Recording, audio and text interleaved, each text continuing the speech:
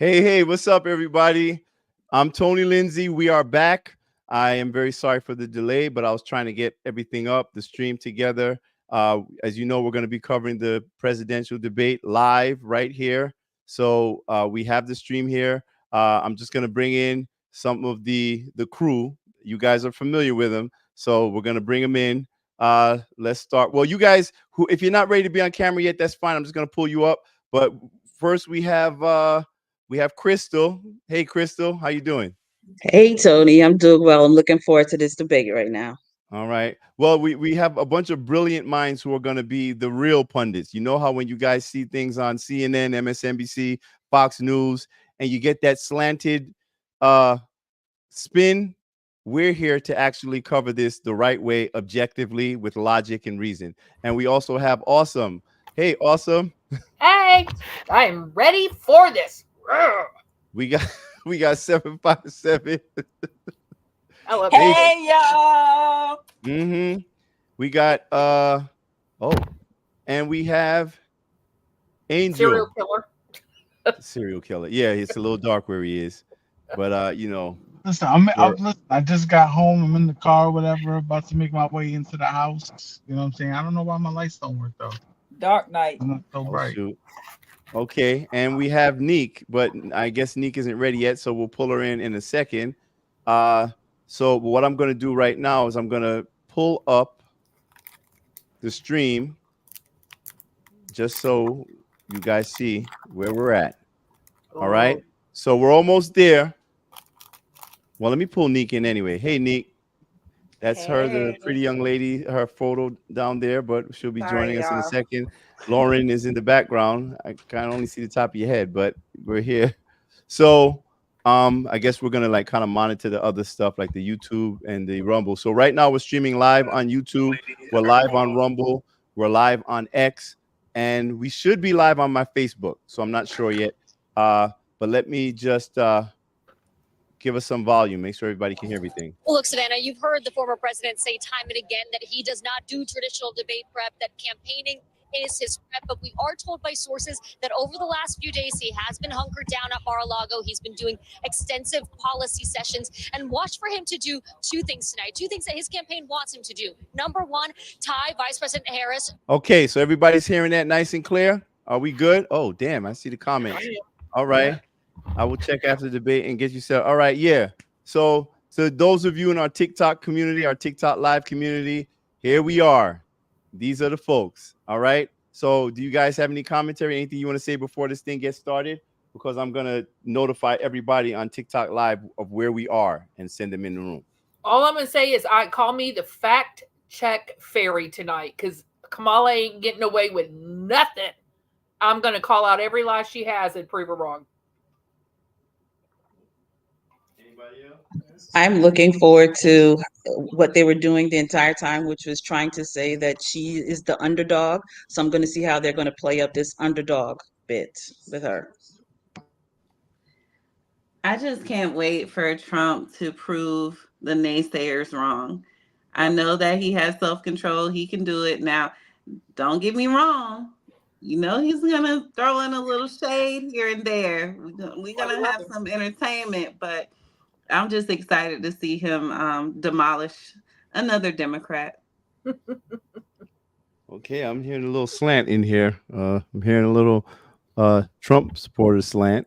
Is that a good thing or is it a bad thing? Well, Kamala has CNN to support her, so I think it's only fair. Okay, all right. Let's see who their support after the debate. Mm-hmm. You know what I'm trying to find? I'm trying to find the Discord. Oh, here we go. Okay, got it. All right, so I'm going to go live on TikTok right now. Let me give you guys a little bit of volume while I set this up. hacking, for example, something that she has changed her position on as well. You look at Medicare for All, a position that she's backed away from. Watch for the former president to try to go after some of these issues. And I'll tell you, to bring it back to the voters, that panel with Kate Snow is super interesting. The economy came up again and again. And even though this summer, for the first time, inflation dipped below 3% for the first time since March of 2021, people don't feel great about it right now. So how does Vice President Harris address that moving forward? And let me briefly go there and talk about his physical performance. It's been noted by many that the former president has tended to be more rambling, disjointed in many of his answers at a time that we were focusing on Joe Biden. Is that something that folks will be watching carefully? He's now, of course, the older candidate now. Okay, we will. I would say that both of them ramble. I mean, if we're going to be honest, that they both kind of engage in word salad a little bit. But for me, it's going to be more interesting to see who actually has something to say about policy, because to this date, I really haven't heard much policy from Kamala Harris yet. So that's what I'm looking for in the debate. And, I just want everyone to approach this objectively, even though I don't have to say this to none of y'all. But I think most people are looking for this from the perspective of wanting their side to win. But I do want us to all look at it objectively so we can make a real good assessment as to where we think everybody stands right now. I'm a TikTok follower. Okay, yeah, and we'll be engaging with you guys in the comment section. All right.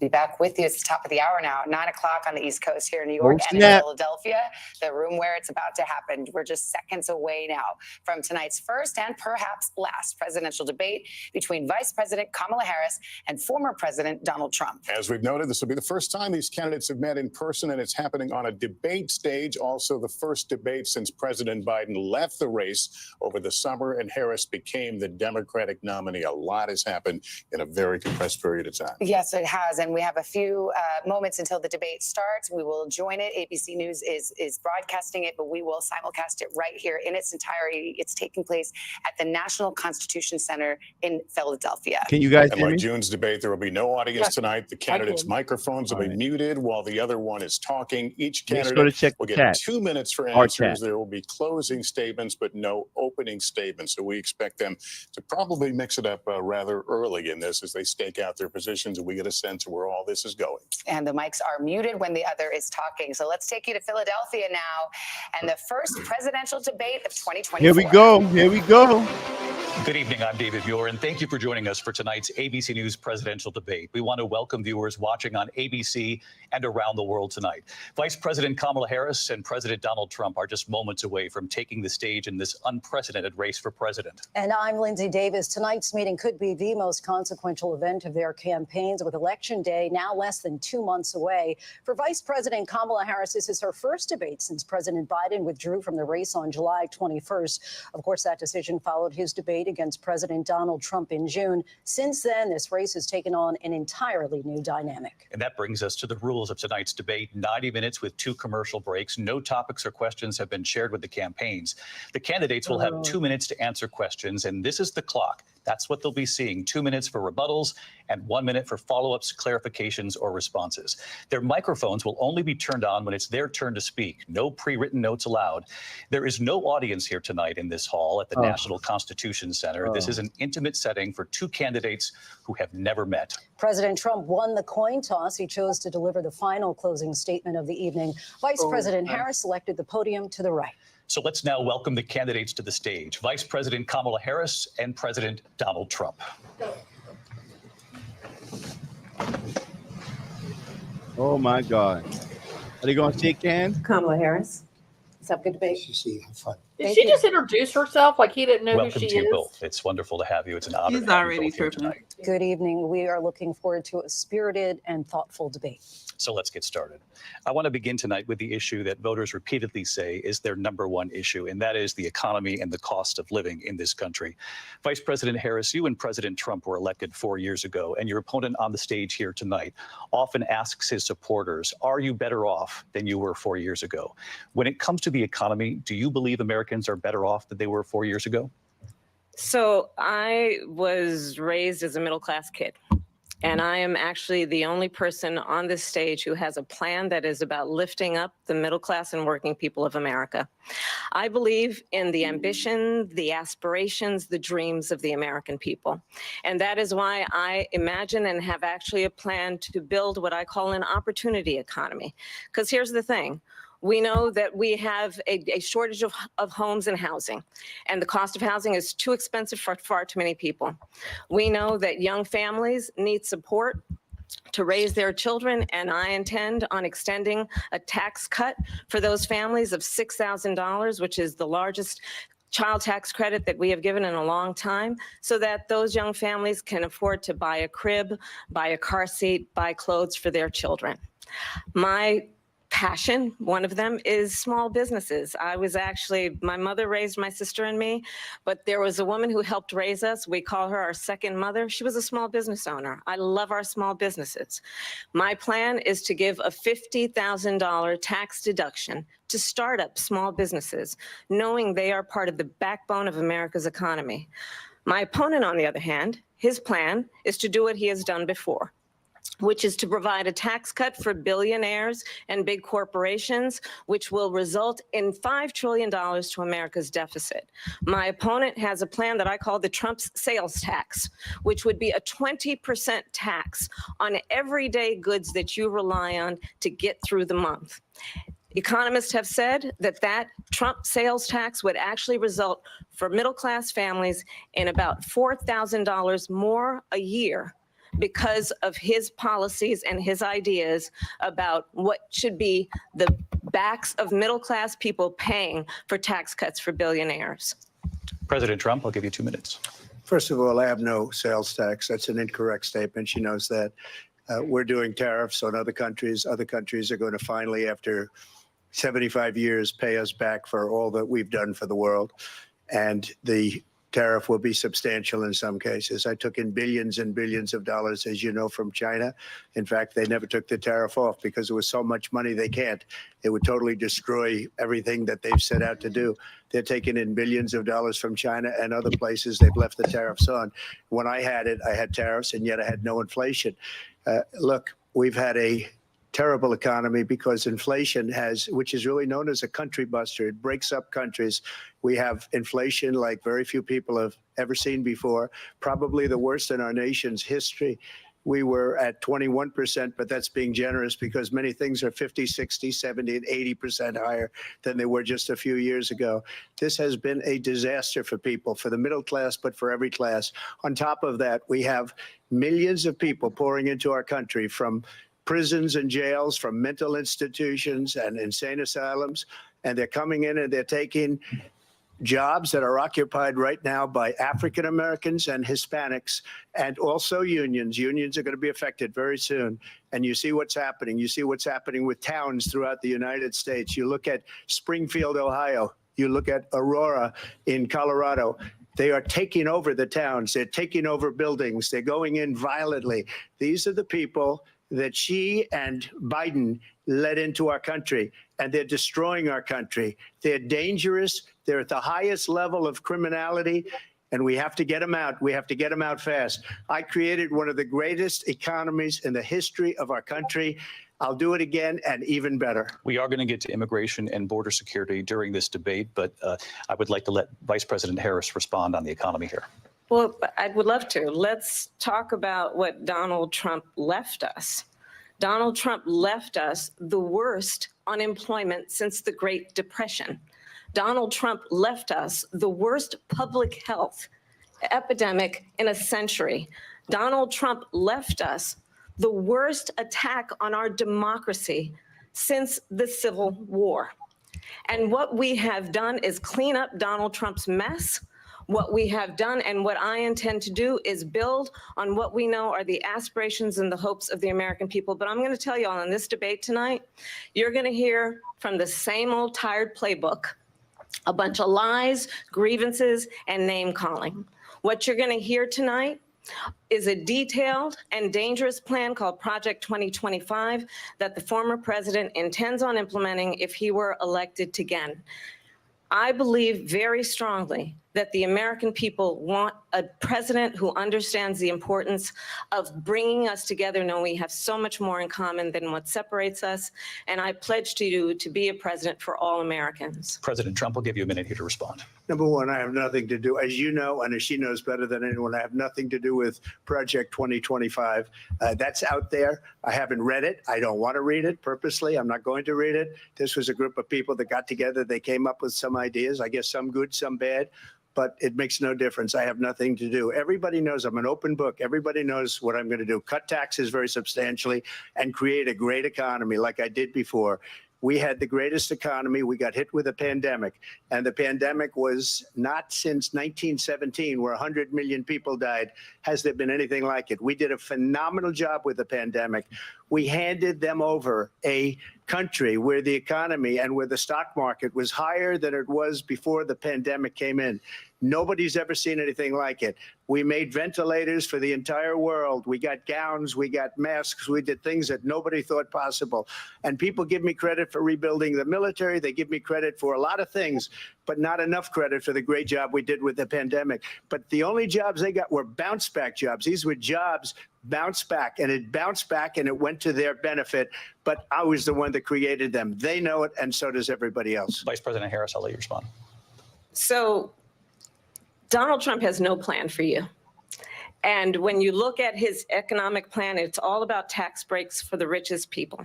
I am offering what I describe as an opportunity economy, and the best economists in our country, if not the world, have reviewed our relative plans for the future of America. What Goldman Sachs has said is that Donald Trump's plan would make the economy worse. Mine would strengthen the economy. What the Wharton School has said is Donald Trump's plan would actually explode the deficit. 16 Nobel laureates have described his economic plan as something that would increase inflation and by the middle of next year would invite a recession. You just have to look at where we are and where we stand on the issues. And I'd invite you to know that Donald Trump actually has no plan for you because he is more interested in defending himself than he is in looking out for you. That's just a soundbite. They gave her that to say. Look, I went to the Wharton School of Finance, and many of those professors, the top professors, think my plan is a brilliant plan. It's a great plan. It's a plan that's going to bring up our worth, our value as a country. It's going to make people want to be able to go and work and create jobs and create a lot of good, solid money for our country. And just to finish off, she doesn't have a plan. She copied Biden's plan, and it's like 4 sentences. Like run, spot, run. 4 sentences that are just, oh, we'll try and lower taxes. She doesn't have a plan. Take a look at her plan. She doesn't have a plan. Mr. President, I do want to drill down on something you both brought up. The Vice President brought up your tariffs. You responded, and let's drill down on this because your plan is what she calls is essentially a national sales tax. Your proposal calls for tariffs, as you pointed out here, on foreign imports across the board. You recently said that you might double your plan, imposing tariffs up to 20% on goods coming into this country. As you know, many economists say that with tariffs at that level, costs are then passed on to the consumer.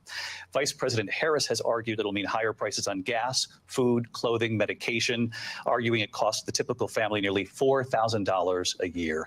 Do you believe Americans can afford higher prices because of tariffs? They're not going to have higher prices. What's going to have and who's going to have higher prices is China and all of the countries that have been ripping us off for years. I was the only president ever. China was paying us hundreds of billions of dollars, and so were other countries. And, you know, if she doesn't like them, they should have gone out and they should have immediately cut the tariffs. But those tariffs are there 3.5 years now under their administration. We are going to take in billions of dollars, hundreds of billions of dollars. I had no inflation, virtually no inflation. They had the highest inflation perhaps in the history of our country because I've never seen a worse period of time. People can't go out and buy cereal or bacon or eggs or anything else. The people of our country are absolutely dying with what they've done. They've destroyed the economy. And all you have to do is look at a poll. The polls say 80 and 85 and even 90% that the Trump economy was great, that their economy was terrible. Vice President Harris, I do want to ask for your response. And you heard what the president said there, because the Biden administration did keep a number of the Trump tariffs in place. So how do you respond? Well, let's be clear that the Trump administration resulted in a trade deficit, one of the highest we've ever seen in the history of America. He invited trade wars. You want to talk about his deal with China? What he ended up doing is, under Donald Trump's presidency, he ended up selling American chips to China to help them improve and modernize their military, basically sold us out, when a policy about China should be in making sure the United States of America wins the competition for the 21st century, which means focusing on the details of what that requires, focusing on relationships with our allies, focusing on investing in American-based technology so that we win the race on AI, on quantum computing, focusing on what we need to do to support America's workforce so that we don't end up having on the short end of the stick in terms of workers' rights. But what Donald Trump did, let's talk about this, with COVID, is he actually thanked President Xi for what he did during COVID. Look at his tweet. Thank you, President Xi, exclamation point, when we know that Xi was responsible for lacking and not giving us transparency about the origins of COVID. President Trump, I'll let you respond. First of all, they bought their chips from Taiwan. We hardly make chips anymore because of philosophies like they have and policies like they have. I don't say her because she has no policy. Everything that she believed 3 years ago and 4 years ago is out the window. She's going to my philosophy now. In fact, I was going to send her a MAGA hat. She's gone to my philosophy. But if she ever got elected, she'd change it. And it will be the end of our country. She's a Marxist. Everybody knows she's a Marxist. Her father's a Marxist professor in economics, and he taught her well. But when you look at what she's done to our country, and when you look at these millions and millions of people that are pouring into our country monthly, where it's, I believe, 21 million people, not the 15 that people say, and I think it's a lot higher than the 21. That's bigger than New York State pouring in. And just look at what they're doing to our country. They're criminals. Many of these people coming in are criminals. And that's bad for our economy, too. You know, you mentioned before, we'll talk about immigration later. Well, bad immigration is the worst thing that can happen to our economy. They have, and she has, destroyed our country with policy that's insane. Almost policy that you'd say they have to hate our country. President Trump, thank you. Lindsay? I want to turn to the issue of abortion. President Trump, you've often touted that you were able to kill Roe v. Wade. Last year, you said that you were proud to be the most pro-life president in American history. Then last month, you said that your administration would be great for women and their reproductive rights. In your home state of Florida, you surprised many with regard to your 6-week abortion ban, because you initially had said that it was too short. And you said, quote, I'm going to be voting that we need more than 6 weeks. But then the very next day, you reversed course and said you would vote to support the 6-week ban. Vice President Harris says that women shouldn't trust you on the issue of abortion because you've changed your position so many times. Therefore, why should they trust you? Well, the reason I'm doing that vote is because the plan is, as you know, the vote is, they have abortion in the 9th month.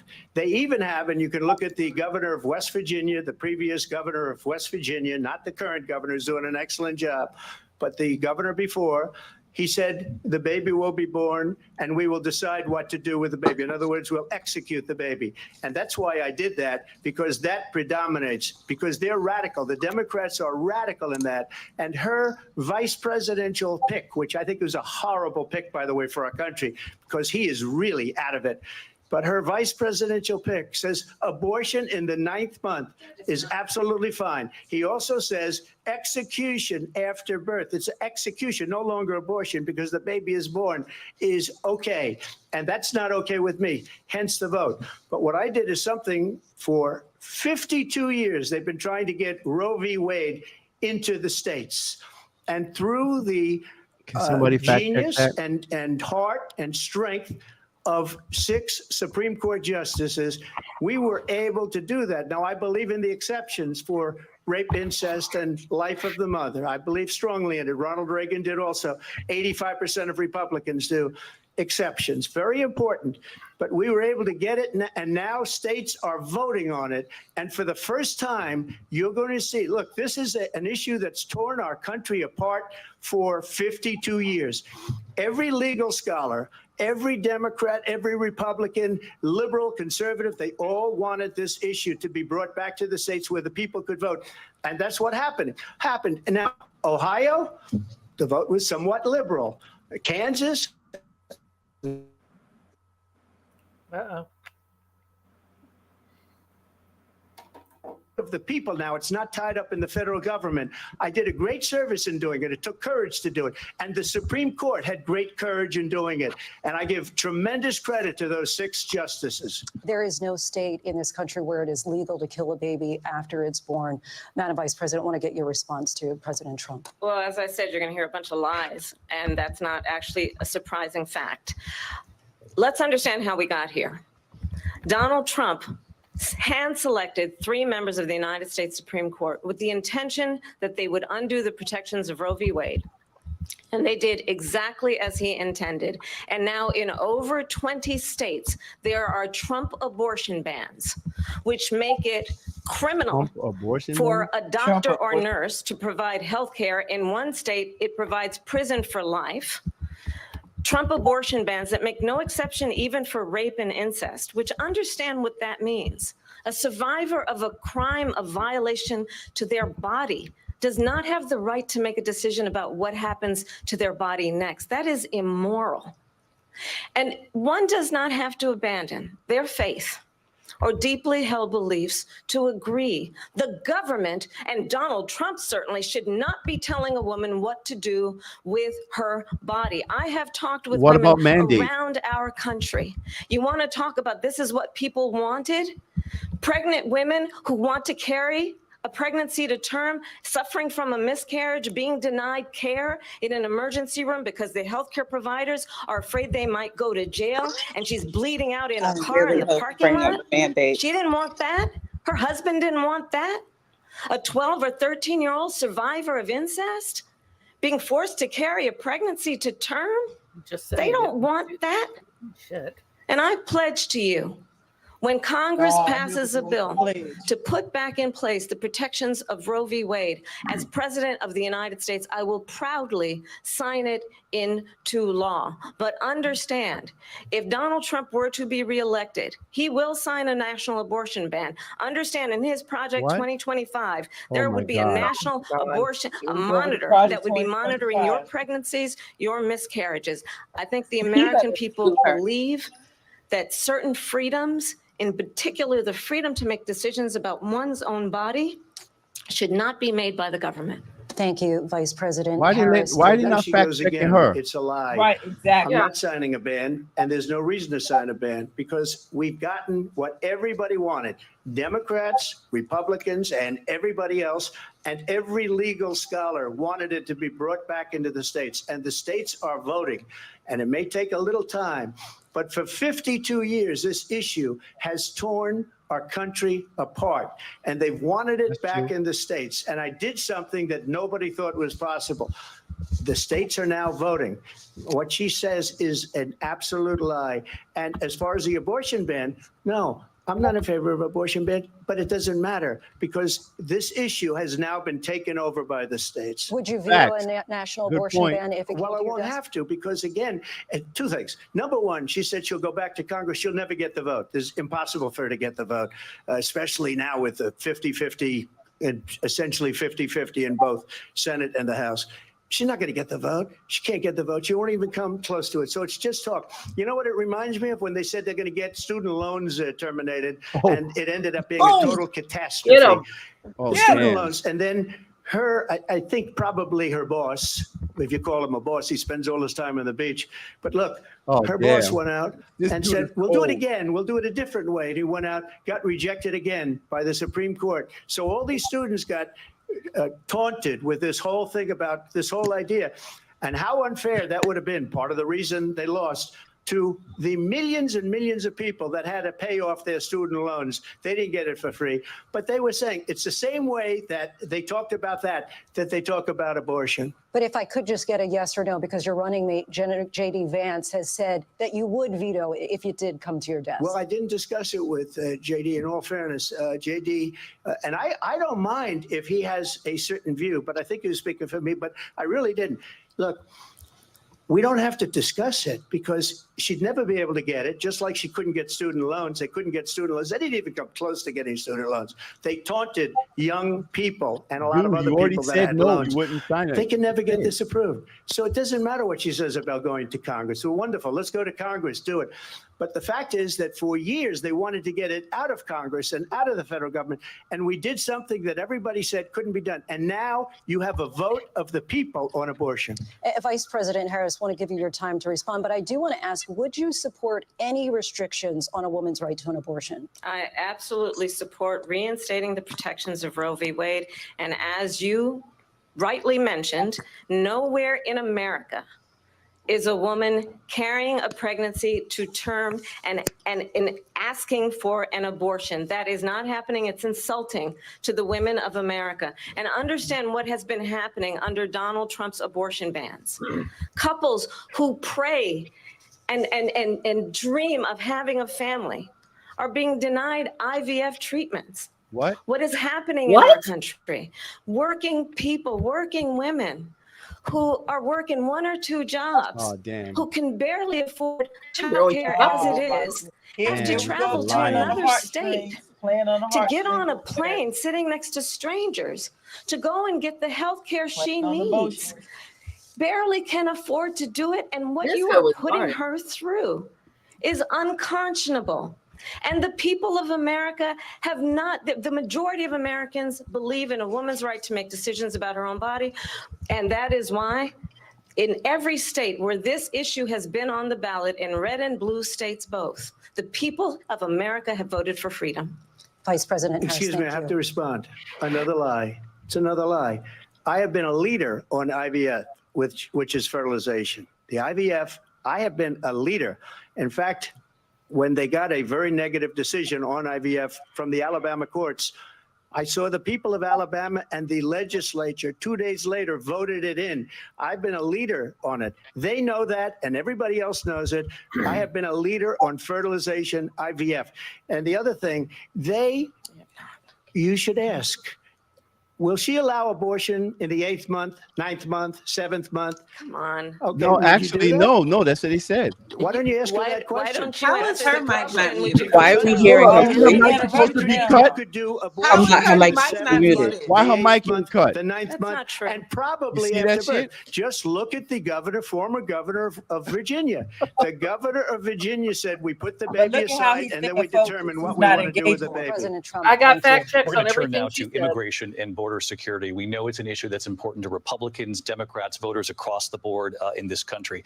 Vice President Harris, you were tasked by President Biden with getting to the root causes of migration from Central America. We know that illegal border crossings reached a record high in the Biden administration. This past June, President Biden imposed tough new asylum restrictions. We know the numbers since then have dropped significantly.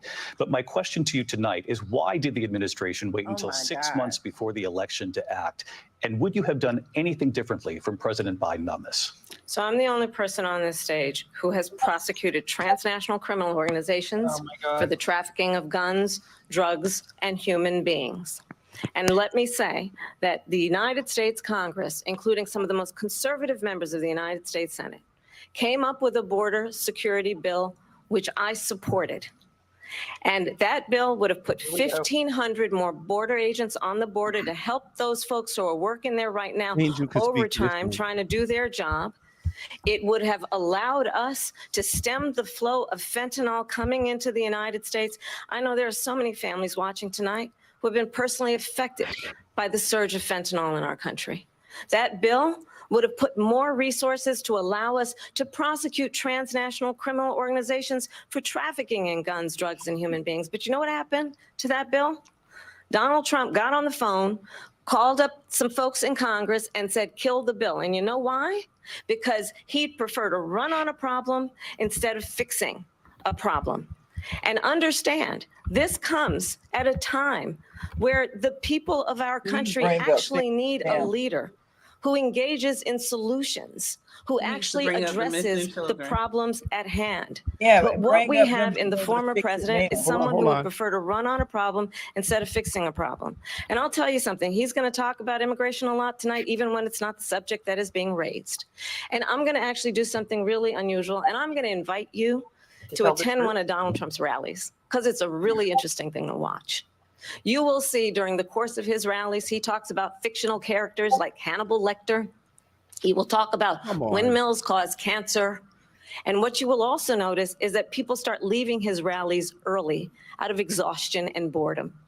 And I will tell you, the one thing you will not hear him talk about is you. You will not hear him talk about your needs, your dreams, and your desires.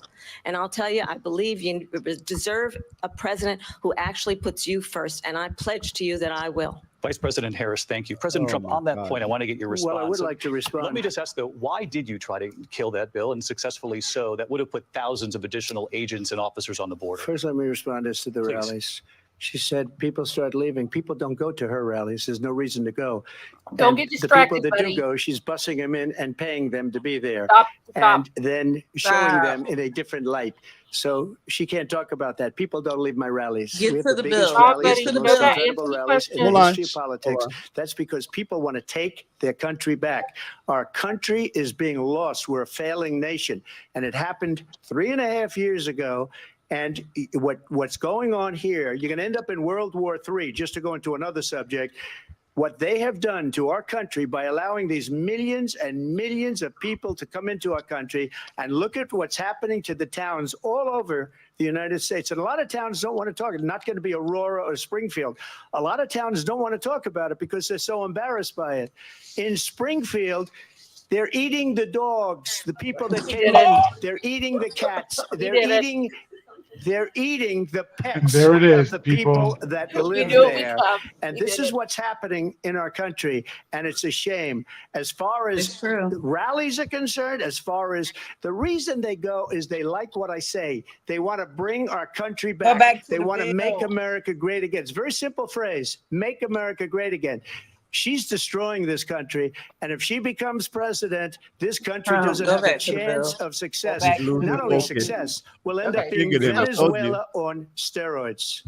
I just want to clarify here. You bring up Springfield, Ohio, and ABC News did reach out to the city manager there. He told us there have been no credible reports of specific claims of pets being harmed, injured, or abused by individuals within the immigrant community. Well, I've seen people on television. Let me just say here, this is video. People on television say my dog was taken and used for food. So maybe he said that, and maybe that's a good thing to say for a city manager. I'm not taking this from but television. The people I'm taking it from the city saying manager. their dog was eaten by the people that went there. Hey, Donald. Again, the Springfield city manager says there's no evidence of that. These people are triggering me. It's triggering me. You talk about extreme.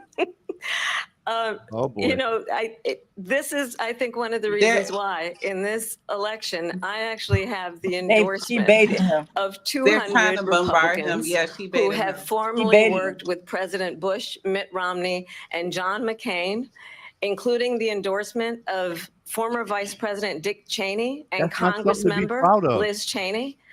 And if you want to really know the inside track on who the former president is, if he didn't make it clear already, just ask people who have worked with him. His former chief of staff, a 4-star general, has said he has contempt for the Constitution of the United States. His former national security advisor has said he is dangerous and unfit. His former secretary of defense has said the nation, the republic, would never survive another Trump term. And when we listen to this kind of rhetoric, when the issues that affect the American people are not being addressed, I think the choice is clear in this election. President Trump, I'll give you a quick minute to respond here. Thank you, because when I hear that, see, I'm a different kind of a person. I fired most of those people, not so graciously. They did bad things or a bad job. I fired them. They never fired one person. They didn't fire anybody having to do with Afghanistan and the Taliban and the 13 people who's were just killed, viciously and violently killed. And I got to know the parents and the family. They didn't fire. They should have fired all those generals, all those top people, because that was one of the most incompetently handled situations anybody has ever seen. So when somebody does a bad job, I fire him. And you take a guy like Esper. He was no good. I fired him. So he writes a book. Another one writes a book, because with me, they can write books. With nobody else can they. But They have done such a poor job, and they never fire anybody. Look at the economy. Look at the inflation. They didn't fire any of their economists. They have the same people. That's a good way not to have books written about you. But just to finish, I got more votes than any Republican in history by far. In fact, I got more votes than any sitting president in history by far. Let me continue on immigration. It was what you wanted to talk about earlier. So let's get back to your deportation proposal that the vice president has reacted to as well. President Trump, you call this the largest domestic deportation operation in the history of our country. You say you would use the National Guard. You say if things get out of control, you'd have no problem using the U.S. military. Police, yes. You also said you would use local police. How would you deport 11 million undocumented immigrants? I know you believe that number is much higher. Take us through this. What does this look like? Will authorities be going door to door in this country? Yeah, it is much higher because of them. They allowed criminals, many millions of criminals. They allowed terrorists. They allowed common street criminals. They allowed people to come in, drug dealers, to come into our country. And they're now in the United States and told by their countries like Venezuela, don't ever come back or we're going to kill you. Do you know that crime in Venezuela and crime in countries all over the world is way down? You know why? Because they've taken their criminals off the street and they've given them to her to put into our country. And this will be one of the greatest mistakes in history for them to allow. And I think they probably did it because they think they're going to get votes, but it's not worth it because they're destroying the fabric of our country by what they've done. There's never been anything done like this at all. They've destroyed the fabric of our country. Millions of people looking down at. And all over the world, crime is down all over the world except here. I thought there Crime were here no is notes. up and through the roof, despite their fraudulent statements that they made. Crime in this country is through the roof. And we have a new form of crime. It's called migrant crime. And it's happening at levels that nobody thought possible. President Trump, as you know, the FBI says overall violent crime is actually coming down in this country. But Vice Excuse me, President the Harris- FBI Why is the moderator defrauding arguing? statements. They didn't include the worst cities. They didn't include the cities with the worst crime. It was a fraud, just like their number of 818,000 jobs that they said they created turned out to be a fraud. President Trump, thank you. I'll let you respond, Vice President Harris. Well, I think this is so rich.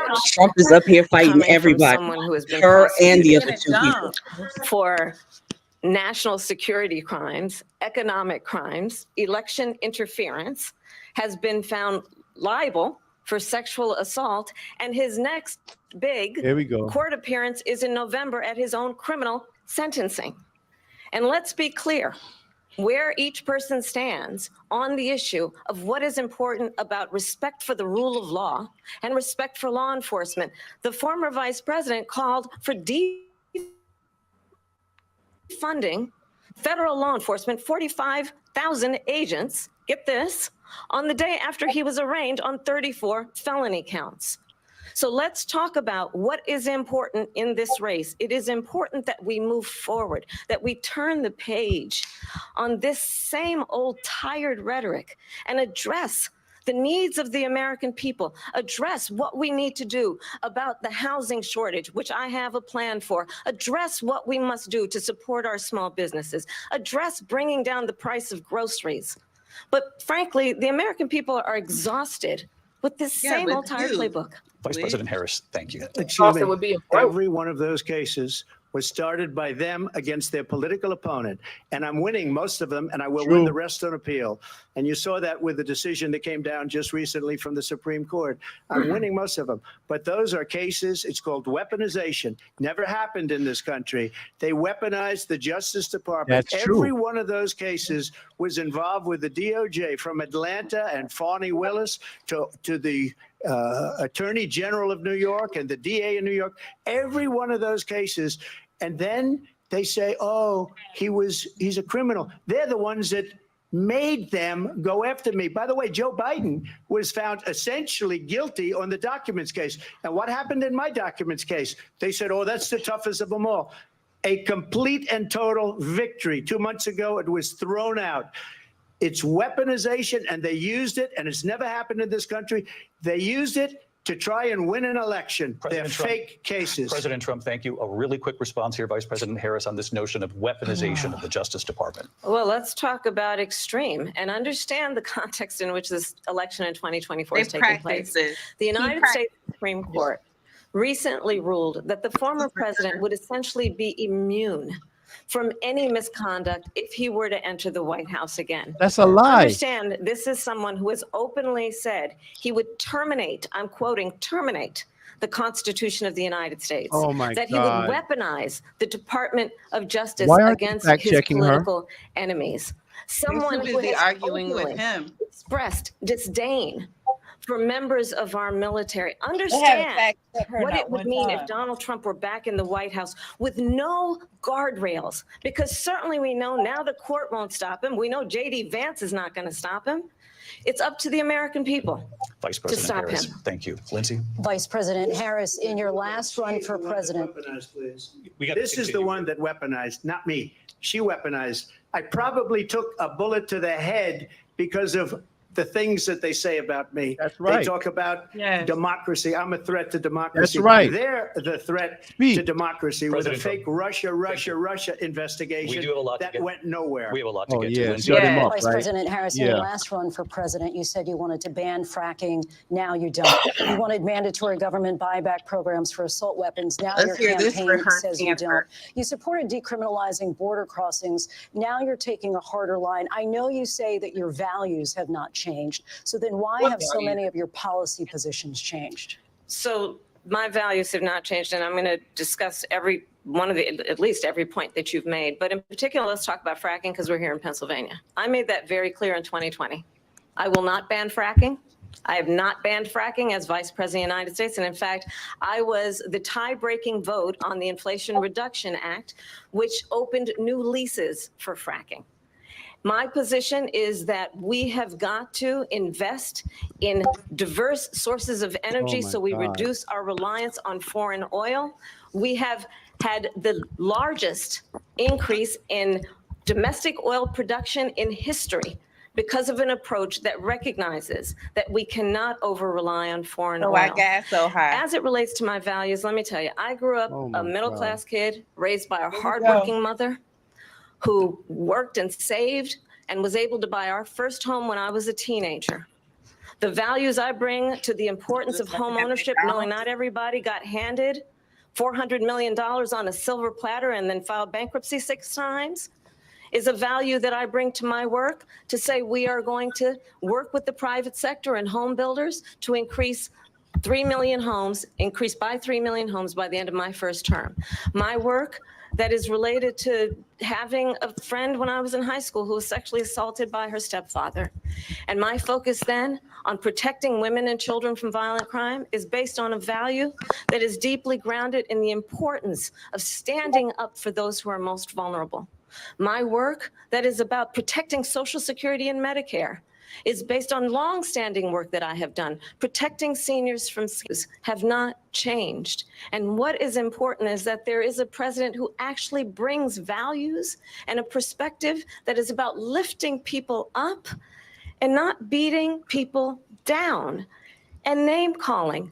The true measure of the leader is the leader who actually understands the strength is not in beating people down, it's in lifting people up. I intend to be that president. Down the middle President class. Trump, your Well, first of response? all, I wasn't given $400 was million. well I off. wish I was. My father was a Brooklyn builder, Brooklyn, Queens, and a great father, and I learned a lot from him. But I was given a fraction of that, a tiny fraction, and I built it into many, many billions of dollars, many, many billions. And when people see it, they are even surprised. So we don't have to talk about that. Fracking, she's been against it for 12 years. Yep. Defund the police, she's been against that forever. She gave all that stuff up very wrongly, very horribly, and everybody's laughing at it, okay? They're all laughing at it. She gave up at least 12 and probably 14 or 15 different policies. Like, she was big on defund the police. In Minnesota, she went out, wait a minute, I'm talking now, Oh. if you don't mind, please. Oh. Does that sound familiar? Oh, these niggas are so She went familiar. out- She went out in Minnesota and wanted to let criminals that killed people, that burned down Minneapolis, She went out and raised money to get him out of jail. She did things that nobody would ever think of. Now she wants to do transgender operations on illegal aliens that are in prison. This is a radical left liberal that would do this. She wants to confiscate your guns, and she will never allow fracking in Pennsylvania. If she won the election, fracking in Pennsylvania will end on day one. Just to finish one thing, so important in my opinion. So I got the oil business going like nobody has ever done before. When they took over, they got rid of it, started getting rid of it, and the prices were going up the roof. They immediately let these guys go to where they were. I would have been 5 times, 4 times, 5 times higher, because you're talking about 3.5 years ago. They got it up to where I was because they had no choice, because the prices of energy were quadrupling and doubling. You saw what happened to gasoline. So they said, let's go back to Trump.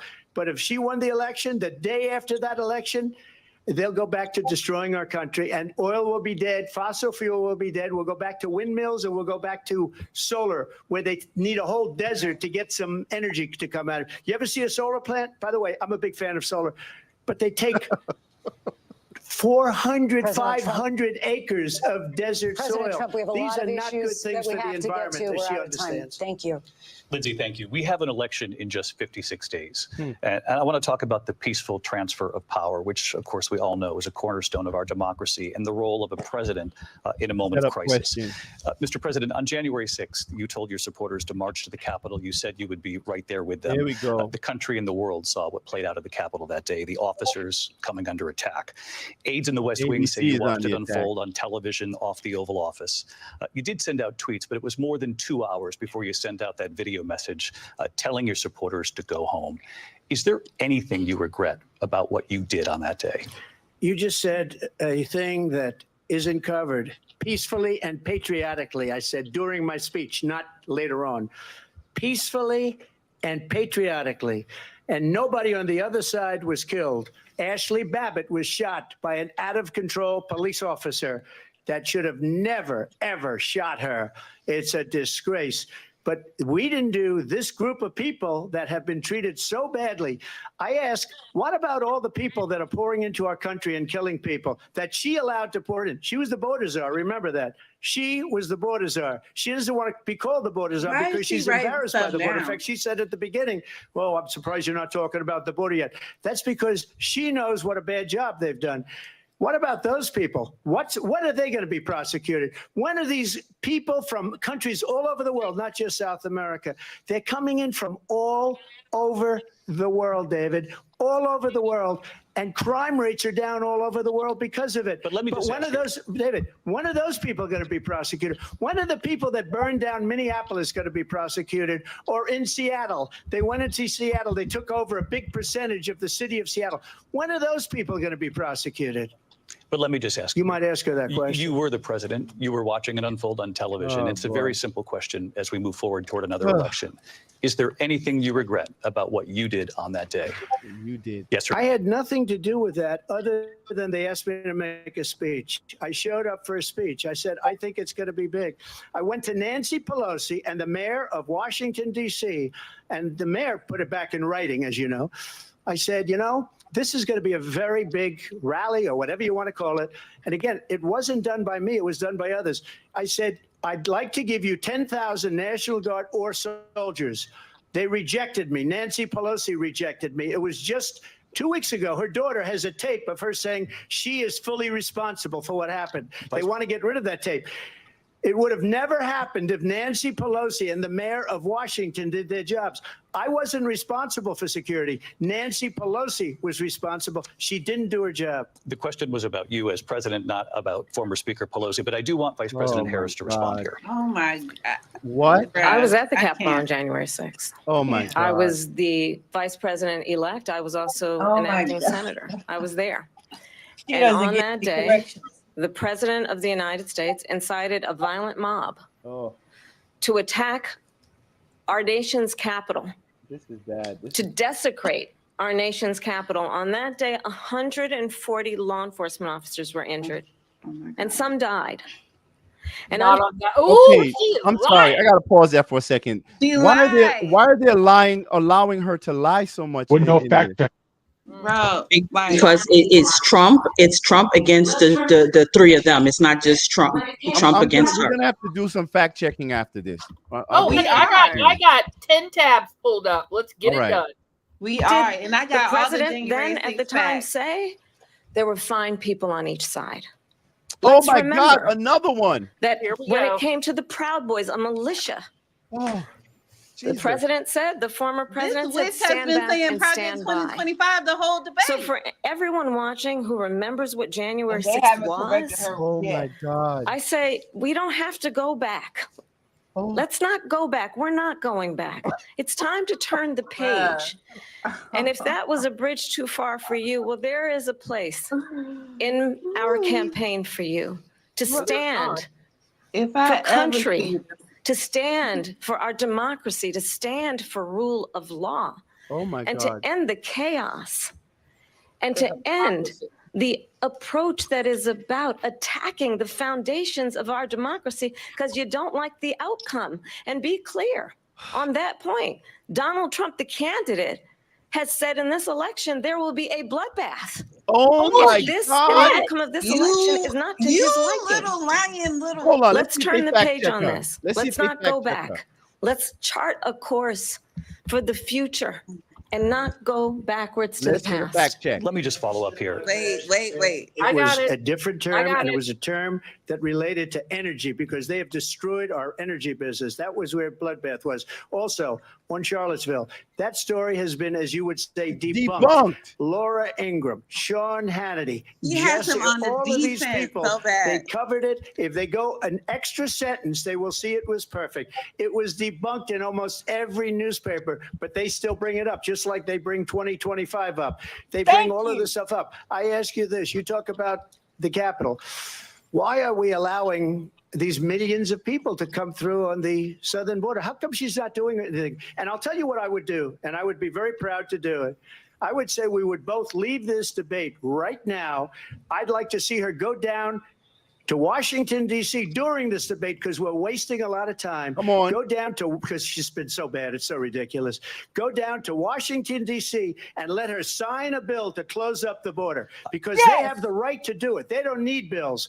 They have the right to do it. The president of the United States will get him out of bed. You'll wake him up at 4 o'clock in the afternoon. You'll say, come on down to the office. Let's sign a bill. If he signs a bill that the border is closed, all he has to do is say it to the Border Patrol, who are phenomenal. If they do that, the border is closed. Mr. Those President, people are killing many people, unlike J6. We talked immigration here tonight. I do want to focus on this next issue to both of you because it really brings us this into focus, truth in these times that we're living in. Mr. President, for 3.5 years after you lost the 2020 election, you repeatedly falsely claimed that you won, many times saying you won in a landslide. In the past couple of weeks leading up to this debate, you have said, quote, you lost by a whisker, that you, quote, didn't quite make it, that you came up a little bit short. I said that? Are you now acknowledging that you lost in 2020? No, I don't acknowledge that at all. I said that sarcastically. You know that. It was said, oh, we lost by a whisker. That was said sarcastically. Look, there's so much proof. All you have to do is look at it. And they should have sent it back to the legislatures for approval.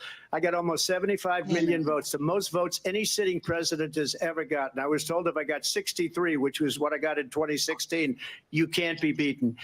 The election, people should never be thinking about an election as fraudulent. We need two things. We need walls, and we have to have it. We have to have borders, and we have to have good elections. Our elections are bad. And a lot of these illegal immigrants coming in, they're trying to get them to vote. They can't even speak English. They don't even know what country they're in practically. And these people are trying to get them to vote. And that's why they're allowing them to come into our country. I did watch all of these pieces of video. I didn't detect the sarcasm, lost by a whisker. We didn't quite make it. And we should just point out here as clarification, and you know this, you and your mom, 60 cases in front of many judges, many of them Republican. No judge looked at it. And said they said we didn't have standing. That's the other. Why is the moderator arguing with Donald Trump? Why is he debating? This is so biased.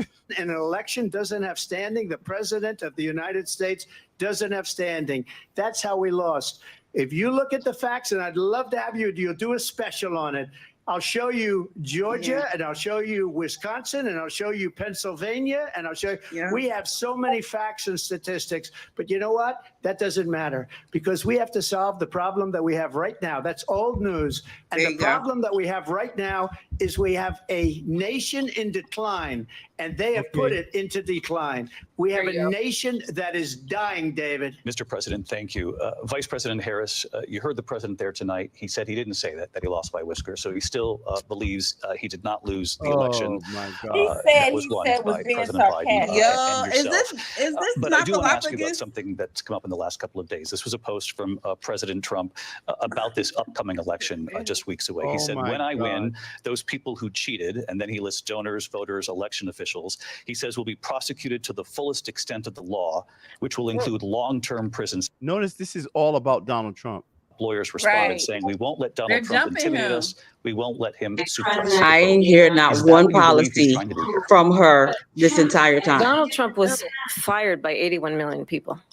So let's be clear about that. And clearly he No, is he having a wasn't. very difficult Yeah, time 81 processing million that. dead people. But we cannot afford to have a president of the United States who attempts, as he did in the past, to upend the will I'll of be the right back, voters guys. in a free and fair election. And I'm going to tell you that I have traveled the world as Vice President of the United States, and world leaders are laughing at Donald Trump. I have talked with military leaders, some of whom worked with you, and they say you're a disgrace. And when you then talk in this way in a presidential debate and deny what over and over again are court cases you have lost because you did in fact lose that election, it leads one to believe that perhaps we do not have in the candidate to my right the temperament or the ability to not be confused about fact. That's deeply troubling, and the American people deserve better. I'll give you 1 minute to respond, Mr. President. Let me just say about world leaders. Viktor Orban, one of the most respected men, they call him a strong man. He's a tough person, smart. Prime Minister of Hungary.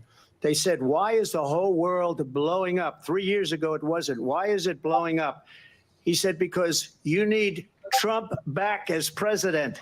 They were afraid of him. China was afraid, and I don't like to use the word afraid, but I'm just quoting him. China was afraid of him. North Korea was afraid of him. Look at what's going on with North Korea, by the way. He said Russia was afraid of him. I ended the Nord Stream 2 pipeline, and Biden put it back on day one, but he ended the XL pipeline. The XL pipeline in our country, he ended that, but he let the Russians build a pipeline going all over Europe and heading into Germany, the biggest pipeline in the world. Look, Right. Viktor Orban said it. He said the most respected, most feared person is Donald Trump. We had no problems when Trump was president, but when this weak, pathetic man that you saw at a debate just a few months ago, that if he weren't in that debate, he'd be running instead of her. She got no votes. He got 14 million votes. What you did, you talk about a threat to democracy. He got 14 million votes, and they threw him out of office. And you know what? I'll give you a little secret. He hates her. He can't stand her. But he got 14 million votes. They threw him out. She got 0 votes. And when she ran, she was the first one to leave because she failed. And now she's running. I don't understand it, but Mr. I'm President, okay with it Mr. because President, your time is I up. think we're Thank going to you. do very well. We've got a lot more to get to. Turning now Yes. to the Israel-Hamas war and the hostages who are still being held, Americans among them. Vice President Harris, in December, you said, quote, Israel has a right to defend itself, but you added, quote, it matters how, saying international humanitarian law must be respected. Israel must do more to protect innocent civilians. You said that 9 months ago. Now an estimated 40,000 Palestinians are dead. Nearly 100 hostages remain. Just last week, Prime Minister Benjamin Netanyahu said there's not a deal in the making. President Biden has not been able to break through the stalemate. How would you do it? Well, let's understand how we got here. On October 7, Hamas, a terrorist organization, slaughtered 1,200 Israelis, many of them young people who were simply attending a concert. Women were horribly raped. And so absolutely, I said then, I say now, Israel has a right to defend itself. We would. And how it does so matters. You're the fact checker. Because it is also true, far too many innocent Palestinians have been killed. Children, mothers. Hey, Saul, can you hear me? What we know is that this war must end. Okay. It must end immediately. And the way it will end is we need a ceasefire deal and we need the hostages out. And so we will continue to work around the clock on that. Work around the clock, also understanding that we must chart a course for a two-state solution. And in that solution, there must be security for the Israeli people and Israel, and in equal measure for the Palestinians. But the one thing I will assure you always, I will always give Israel the ability to defend itself, in particular as it relates to Iran and any threat that Iran and its proxies pose to Israel. But we must have a two-state solution where we can rebuild Gaza, where the Palestinians have security, self-determination, and the dignity they so rightly deserve. President Trump, how would you negotiate with Netanyahu and also Hamas in order to get the hostages out and prevent the killing of more innocent civilians in Gaza? If I were president, it would have never started. If I were president, Russia would have never, ever, I know Putin very well, he would have never, and there was no threat of it either, by the way, for 4 years, have gone into Ukraine and killed millions of people when you add it up, far worse than people understand what's going on over there. But when she mentions about Israel, all of a sudden, she hates Israel. She wouldn't even meet with Netanyahu when he went to Congress to make a very important speech. She refused to be there because she was at a sorority party of hers. She wanted to go to the sorority party. She hates Israel. If she's president, I believe that Israel will not exist within 2 years from now. And I've been pretty good at predictions, and I hope I'm wrong about that one. She hates Israel. At the same time, in her own way, she hates the Arab population because the whole place is going to get blown up. Arabs, Jewish people, Israel will be gone. It would have never happened. Iran was broke under Donald Trump. Now Iran has $300 billion because they took off all the sanctions that I had. Iran had no money for Hamas or Hezbollah or any of the 28 different spheres of terror. And they are spheres of terror, horrible terror. They had no money. It was a big story, and you know it. You covered it very well, actually. They had no money for terror. They were broke. Now they're a rich nation, and now what they're doing is they're spreading that money around. Look at what's happening with the Houthis and Yemen. Look at what's going on in the Middle East. This would have never happened. I will get that settled and fast, and I'll get the war with Ukraine and Russia ended. If I'm president-elect, I'll get it done before even becoming president. Vice President Harris, he says you hate Israel. That's absolutely not true. I have my entire career and life supported Israel and the Israeli people. He knows that he's trying to, again, divide and distract from the reality, which is it is very well known that Donald Trump is weak and wrong on national security and foreign policy. It is well known that he admires dictators, wants to be a dictator on day one, according to himself. Oh my God. It is well known that I'm done with this. I'm done with her. That he can do whatever the hell he wants and go into Ukraine. It is well known that he said when Russia went into Ukraine, it was brilliant. It is well known he exchanged love letters with Kim Jong-un. And it is absolutely well known that these dictators and autocrats are rooting for you to be president again because they're so clear. Who just endorsed you, bitch? With flattery and favors. And that is why so many military leaders who you have worked with have told me you are a disgrace. That is why we understand that we have to have a president who is not consistently weak and wrong on national security, including the importance of upholding and respecting in highest regard our military. Vice President Harris, thank you. They're the ones, and she's the one that caused it, that's weak on national security by allowing every nation last month for the year, 168 different countries sending people into our country. Their crime rates are way down. Putin endorsed her last week. said, I hope she wins. And I think he meant it. Because what he's gotten away with is absolutely incredible. It wouldn't have happened with me. The leaders of other countries think that they're weak and incompetent, and they are. They're grossly incompetent. And I just ask one question. Why does Biden go in and kill the Keystone Pipeline and approve the single biggest deal that Russia's ever made, Nord Stream 2, the biggest pipeline anywhere in the world going to Germany and all over Europe? Because they're weak and they're ineffective. And Biden, by the way, President gets paid Trump, a lot of money. Thank you. We have a lot of issues to get to. We'll be right back with much more of this historic ABC News presidential debate from the National Constitution Center right here in Philadelphia. Back in a moment. Oh my gosh. Woo! My goodness. He needs to focus.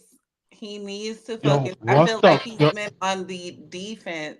Wow. This whole What the time. fuck was that shit? Do you guys hear the dumb shit that's coming out of her mouth? And he's not playing that shit cool. Well, you know what the problem is? He's not playing it cool either. He ain't playing that shit cool. He's not. He's getting side. He's allowing them to bait him, and he's getting sidetracked. But they're not. This isn't even a debate about presidential policy. This is literally them. This sounds like the people in our lives talking. Just coming out.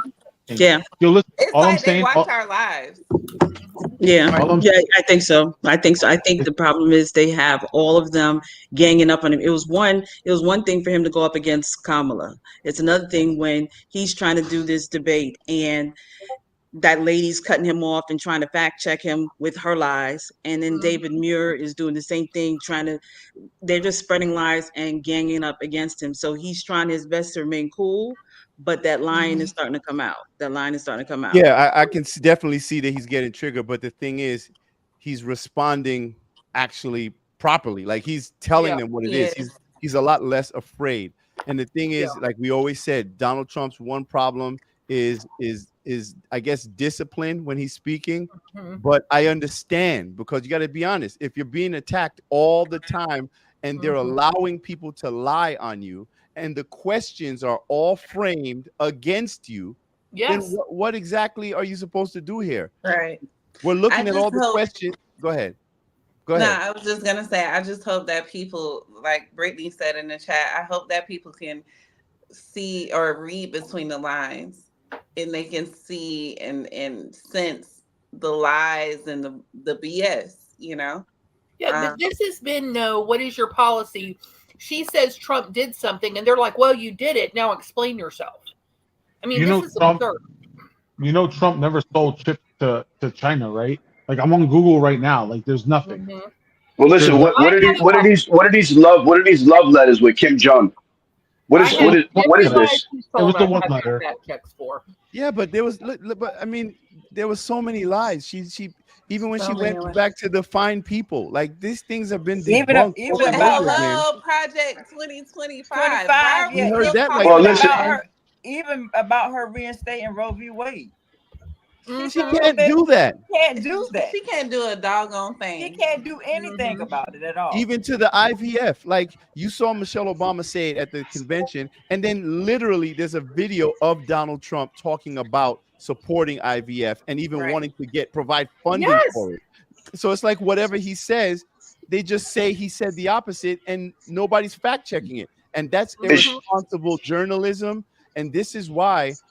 And I, honestly, listen. You don't gotta like Trump, but you got to give that man respect for going on all these hostile platforms where he's getting jumped right now by 3 people, but yet Kamala Harris is allowed to not even bother going on Fox News, even though I think that's BS. And they're not fact checking her though. How many lies did she tell? I counted like 12 already. They're not even muting her mic. They did not mute her mic. And then I'm sorry, but I thought there were no notes, no nothing, not even. Is she using notes? No. But no, what they said they're allowing them to do is bring a pad and pencil. So, wow. Notes. So she's got notes. Yeah, I've got 20 tabs open where every time she lies, I Google and fact check her. I'm at 20 tabs on Google. I can't wait to go. I hear that. I cannot wait. I can't wait till the coverage after this is done, because obviously ABC, NBC, CNN, and none of them are going to properly fact check this stuff, and they're not going to give you a fair perspective. And and I know some people watching me be like, "Oh, why are y'all so pro-Trump? Pro-Trump?" No, we're pro-truth, and that's the thing. You cannot allow people to lie like this. And I think people who are at least somewhat logical and rational, if you take your feelings out of this and your biases against a certain person, whether it be Kamala or Trump, you will see that these are lies that you are being told, and you're going to see the slant. Did they come back? It's really not yet. They're they're coming biased. out now. Absolutely biased. I mean, I hated to give CNN credit, but they were fair. But ABC didn't even try it. ABC they're jumping him. Since when do moderators enter into the debate? Like, what? No, they are. I really feel like jumping in. Like, look, y'all jumping my man. Like, what's up? Y'all jumping my president. Oh, I thought Nick was taking off earrings. We were about to fight. I'm really about to fight. Yeah. I mean, let me hear what they're saying. They let her say whatever, and nobody is fact checking her, and she is up there blatantly lying. Yeah, this is interesting. I wonder if people are able to identify it. Historic ABC News presidential debate tonight. We're going to continue here, and I want to turn to the war in Ukraine. We're now 2.5 years into this conflict. Mr. President, it has been the position of the Biden administration that we must defend Ukraine from Russia, from Vladimir Putin, to defend their sovereignty, their democracy, that it's in America's best interest to do so, arguing that if Putin wins, he may be emboldened to move even further into other countries. You have said you would solve this war in 24 hours. You said so just before the break tonight. How exactly would you do that? And I want to ask you a very simple question tonight. Do you want Ukraine to win this war? I want the war to stop. I want to save lives that are being uselessly, people being killed by the millions. It's the millions. It's so much worse than the numbers that you're getting, which are fake numbers. Look, we're in for 250 billion or more because they don't ask Europe, which is a much bigger beneficiary to getting this thing done than we are. They're in for $150 billion less because Biden and you don't have the courage to ask Europe like I did with NATO. They paid billions and billions, hundreds of billions of dollars when I said, either you pay up or we're not going to protect you anymore. So that's maybe one of the reasons they don't like me as much as they like weak people. But you take a look at what's happening. We're in for 250 to 275 billion. They're into 100 to 150. They should be forced to equalize. With that being said, I want to get the war settled. I know Zelensky very well, and I know Putin very well. I have a good relationship, and they respect your president, okay? They respect me. They don't respect Biden. How would you respect him? Why? For what reason? He hasn't even made a phone call in 2 years to Putin, hasn't spoken to anybody. They don't even try and get it. That is a war that's dying to be settled. I will get it settled before I even become president. If I win, when I'm president-elect, and what I'll do is I'll speak to one, I'll speak to the other, I'll get them together. That war would have never happened. And in fact, when I saw Putin after I left, unfortunately left because our country has gone to hell. But after I left, when I saw him building up soldiers, he did it after I left. I said, oh, he must be negotiating. It must be a good, strong point of negotiation. Well, it wasn't, because Biden had no idea how to talk to him. He had no idea how to stop it. And now you have millions of people dead, and it's only getting worse, and it could lead to World War III. Don't kid yourself, David.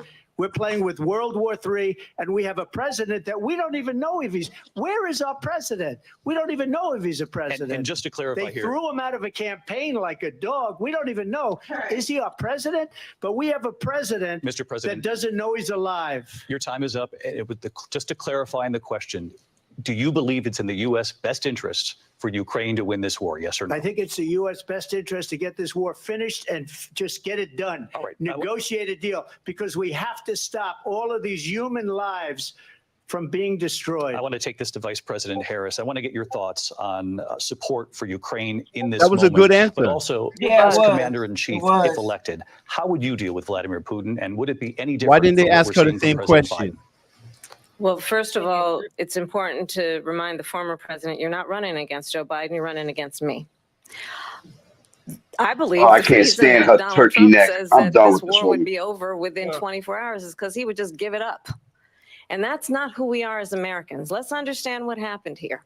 I actually met with Zelensky a few days before Russia invaded, tried through force to change territorial boundaries, to defy one of the most important international rules and norms, which is the importance of sovereignty and territorial integrity. And I met with President Zelensky. I shared with him American intelligence about how he could defend himself. Days later, I went to NATO's eastern flank, to Poland and Romania. And through the work that I and others did, we brought 50 countries together to support Ukraine in its righteous defense. And because of our support, because of the air defense, the ammunition, the artillery, the javelins, the Abrams tanks that we have provided, Ukraine stands as an independent and free country. If Donald Trump were president, Putin would be sitting in Kyiv right now. And understand what that would mean, because Putin's agenda is not just about Ukraine. Understand why the European allies and our NATO allies are so thankful that you are no longer president, and that we understand the importance of the greatest military alliance the world has ever known, which is NATO, and what we have done to preserve the ability of Zelensky and the Ukrainians to fight for their independence. Otherwise, Putin would be sitting in Kyiv with his eyes on the rest of Europe, starting with Poland. And why don't you tell the 800,000 Polish Americans right here in Pennsylvania how quickly you would give up for the sake of favor and what you think is a friendship with what is known to be a dictator who would eat you for lunch. Vice President Harris, thank you. We've heard from both of you on Ukraine tonight. Afghanistan came up in the last hour. I wanted her to respond to something you said earlier, and please, I'll give you a minute here. Oh, they got his mic off. Putin would be sitting in Moscow, and he wouldn't have lost 300,000 men and women, but he would have been sitting in Moscow. Quiet, please. He would have been sitting in Moscow, much happier than he is right now. But eventually, you know, he's got a thing that other people don't have. He's got nuclear weapons. They don't ever talk about that. He's got nuclear weapons. Nobody ever thinks about that. And eventually, maybe he'll use them, and maybe he hasn't been that threatening. But he does have that, something we don't even like to talk about. Nobody likes to talk about it. But just so you understand, they sent her to negotiate peace before this war started. 3 days later, he went in and he started the war because everything they said was weak and stupid. They said the wrong things. That war should have never started. She was the emissary. They sent her in to negotiate with Zelensky and Putin, and she did. And the war started 3 days later. And that's the kind of talent we have with her. She's worse than Biden. In my opinion, I think he's the worst president in the history of our country. She goes down as the worst vice president in the history of our country. But let me tell you something. She is a horrible negotiator. They sent her in to negotiate. As soon as they left, Putin did the invasion. President Trump, thank you. You did bring up something. You said she went to negotiate with Vladimir Putin. Vice President Harris, have you ever met Vladimir Putin? Can you clarify tonight? Yet again, I said it at the beginning of this debate, you're going to hear a bunch of lies coming from this fellow. And that is another one. This fella. When I went to meet with President Zelensky, I've now met with him over 5 times. The reality is it has been So did you meet with him or not? as America always should. As a leader upholding international rules and norms, as a leader who shows strength, understanding that the alliances we have around the world are dependent on our ability to look out for our friends and not favor our enemies because you adore strongmen instead of caring about democracy. And that is very much what is at stake here. The President of the United States is commander-in-chief.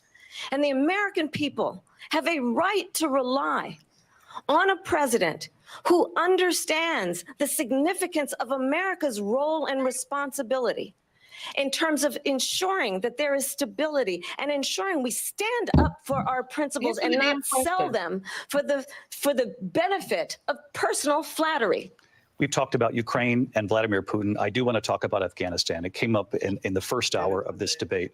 I want to move on to Afghanistan. Stoltenberg said Trump did the most amazing thing I've ever seen. He got these countries, the 28 countries at the time, to pay up. He said, I've never seen, he's the head of NATO. He said, I've never seen, for years, we were paying almost all of NATO. We were being ripped off by European nations, both on trade and on NATO. I got them to pay up by saying one of the statements you made before, if you don't pay, we're not going to protect you. President Otherwise, Trump. we would have never gotten it. He said it was one of the most incredible jobs that he's ever seen done. Thank you. I want to turn to Afghanistan. It came up in the first hour of the debate, and we witnessed a poignant moment today on Capitol Hill, honoring the soldiers who died in the chaotic withdrawal from Afghanistan. I do want to ask the Vice President, do you believe you bear any responsibility in the way that withdrawal played out? Well, I will tell you, I agreed with President Biden's decision to pull out of Afghanistan. 4 presidents said they would, and Joe Biden did. And as a result, America's taxpayers are not paying the $300 million a day we were paying for that. She's erasing those soldiers. And as of Wow, today, there taxes is not over a lives. member of the United States military who is in active duty in a combat zone in any war zone around the world, the first time this century. But let's understand how we got to where we are. Donald Trump, when he was president, negotiated one of the weakest deals you can imagine. He calls himself a deal maker. Even his national security advisor said it was a weak, terrible deal. And here's how it went down. He bypassed the Afghan government. No, he didn't. Negotiated Oh my directly God. with a terrorist organization called the Taliban. This is a The lie. negotiation involved the Taliban getting 5,000 Taliban terrorists released. And get this, get this. And the president at the time invited the Taliban to Camp David, a place of storied significance for us as Americans, a place where we honor the importance of American diplomacy, where we invite and receive respected world leaders. And this former president, as president, invited them to Camp David because he does not again appreciate the role and responsibility of the President of the United States to be commander-in-chief with a level of respect. And this gets back to the point of how he has consistently disparaged and demeaned members of our military, fallen soldiers, and the work that we must do to uphold the strength and the respect of the United States of America around the world. Vice President Harris, thank you. President Trump, your response to her saying that you began the negotiations with the Taliban. So if you take a look at that period of time, the Taliban was killing our soldiers, a lot of them, with snipers. And I got involved with the Taliban because the Taliban was doing the killing. That's the fighting force within Afghanistan. They don't bother doing that because, they deal with the wrong people all the time. But I got involved. And Abdul is the head of the Taliban. He is still the head of the Taliban. And I told Abdul, don't do it anymore. You do it anymore, you're going to have problems. And he said, why do you send me a picture of my house? I said, you're going to have to figure that out, Abdul. And for 18 months, we had nobody killed. We did have an agreement negotiated by Mike Pompeo. It was a very good agreement. The reason it was good, we were getting out. We would have been out faster than them, but we wouldn't have lost the soldiers. We wouldn't have left many Americans behind, and we wouldn't have left $85 billion worth of brand new, beautiful military equipment behind. And just to finish, they blew it. The agreement said you have to do this, and they didn't do it. They didn't do it. The agreement was terminated by us because they didn't do what they were supposed to do. I want to move on. And these people did the worst withdrawal, and in my opinion, the most embarrassing moment in the history of our country. And by the way, that's why Russia attacked Ukraine, because they saw how incompetent she and her boss are. President Trump, thank you. I want to move on now to race and politics in this country. Mr. President, you recently said of Vice President Harris, quote, I didn't know she was black until a number of years ago when she happened to turn black, and now she wants to be known as black. I want to ask a bigger picture question here tonight. Why do you believe it's appropriate to weigh in on the racial identity of your opponent? I don't, and I don't care. They asked him. Because they asked him. I don't care. I don't care. You make a big deal out of something. I couldn't care less. Whatever she wants to be is okay with me. But those were your words. So I don't know. I mean, all I can say is I read where she was not black, that she put out. And I'll say that. And then I read that she was black, and that's okay. Either one was okay with me. That's up to her. That's up to her. Vice President Harris, your thoughts on this? She ain't black. I think it's, I mean, honestly, I think it's a tragedy that we have someone who wants to be president who has consistently, over the course of his career, Here we go. attempted to use race to divide the American people. Wow. She makes me sick, bro. She makes me sick. We have so much more in common than what separates us, and we don't want this kind of approach that is just constantly. Yo, Nick, it's on site if I see her on site. Let's remember how Donald Trump started. He was a land. He owned land. He owned buildings. And well, ask her. He was Is she black? Ask her. Because he refused to rent property to black families.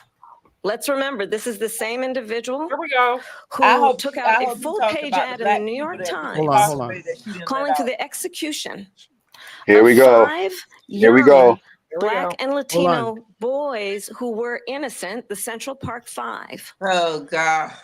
Took out a full-page ad calling for their execution. This is the same individual who spread birther lies about the first black president of the United States. Hillary Clinton. And I think the American people want better than that, want better than this, want someone who understands, as I do, I travel our country. We see in each other a friend. We see in each other a neighbor. We don't want a leader who is constantly trying to have Americans point their fingers at each other. I meet with people all the time who tell me, can we please just have discourse about how we're going to invest in the aspirations and the ambitions and the dreams of the American people? Knowing that regardless of people's color or the language their grandmother speaks, we all have the same dreams and aspirations and want a president who invests in those, not in hate and division. Vice President Harris, thank you. Lindsay? President Trump, this is now your third time. This is the most divisive presidency in the history of our country. There's never been anything like it. They're destroying our country, and they come up with things like what she just said. Going back many, many years, when a lot of people, including Mayor Bloomberg, agreed with me on the Central Park Five, they admitted, they said, they pled guilty. And I said, well, if they pled guilty, they badly hurt a person, killed a person ultimately. And if they pled guilty, then they pled, we're not guilty. But this is a person that has to stretch back years, 40, 50 years ago, because there's nothing now. I built one of the greatest economies in the history of the world, and I'm going to build it again. It's going to be bigger, better, and stronger. But they're destroying our economy. They have no idea what a good economy is. Their oil policies, every single policy. And remember this, she is Biden. You know, she's trying to get away from Biden. I don't know the gentleman, she says. She is Biden. The worst inflation we've ever had, a horrible economy because inflation has made it so bad, and she can't get away with that. Thank you. Your time is up. I want to respond to that, though. I want to just respond briefly. No. Clearly, I am not Joe Biden, and I am certainly not Donald Trump. And what I do offer is a new generation of leadership for our country. One who believes in what is possible, one who brings a sense of optimism. What can be unburdened by what we has can been. do instead of always disparaging Enjoy. the American people. I believe in what we can do to strengthen our small businesses, which is why I have The a word plan. salad. Let's talk about our plans Girl, land is and plain. let's compare the plans. I have a plan to give startup businesses $50,000 tax deduction.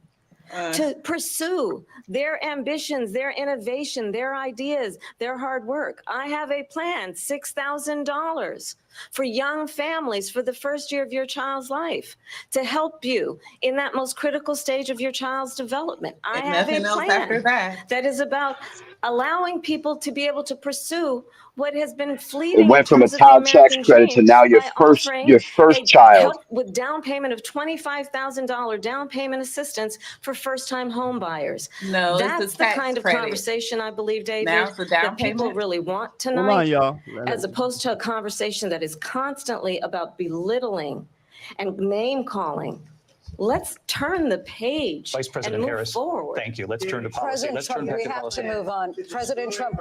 Let's turn to policy, She has please. a plan to defund the police.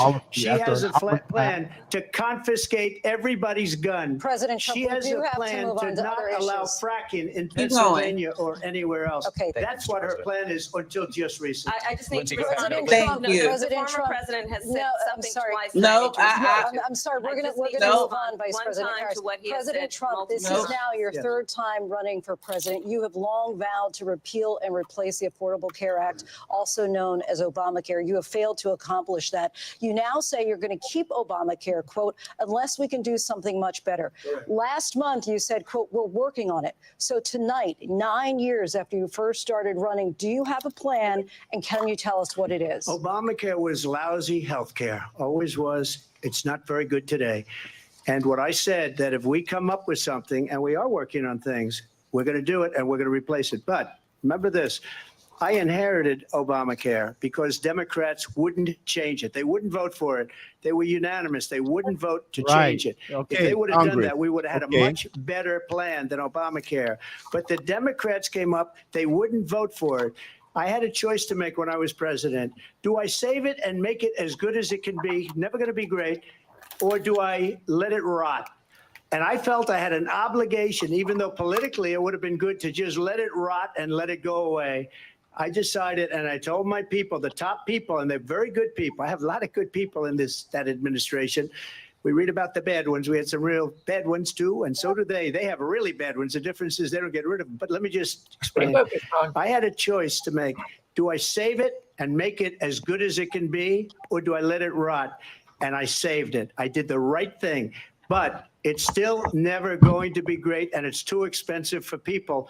And what we will do is we're looking at different plans. If we can come up with a plan that's going to cost our people, our population, less money and be better health care than Obamacare, then I would absolutely do it.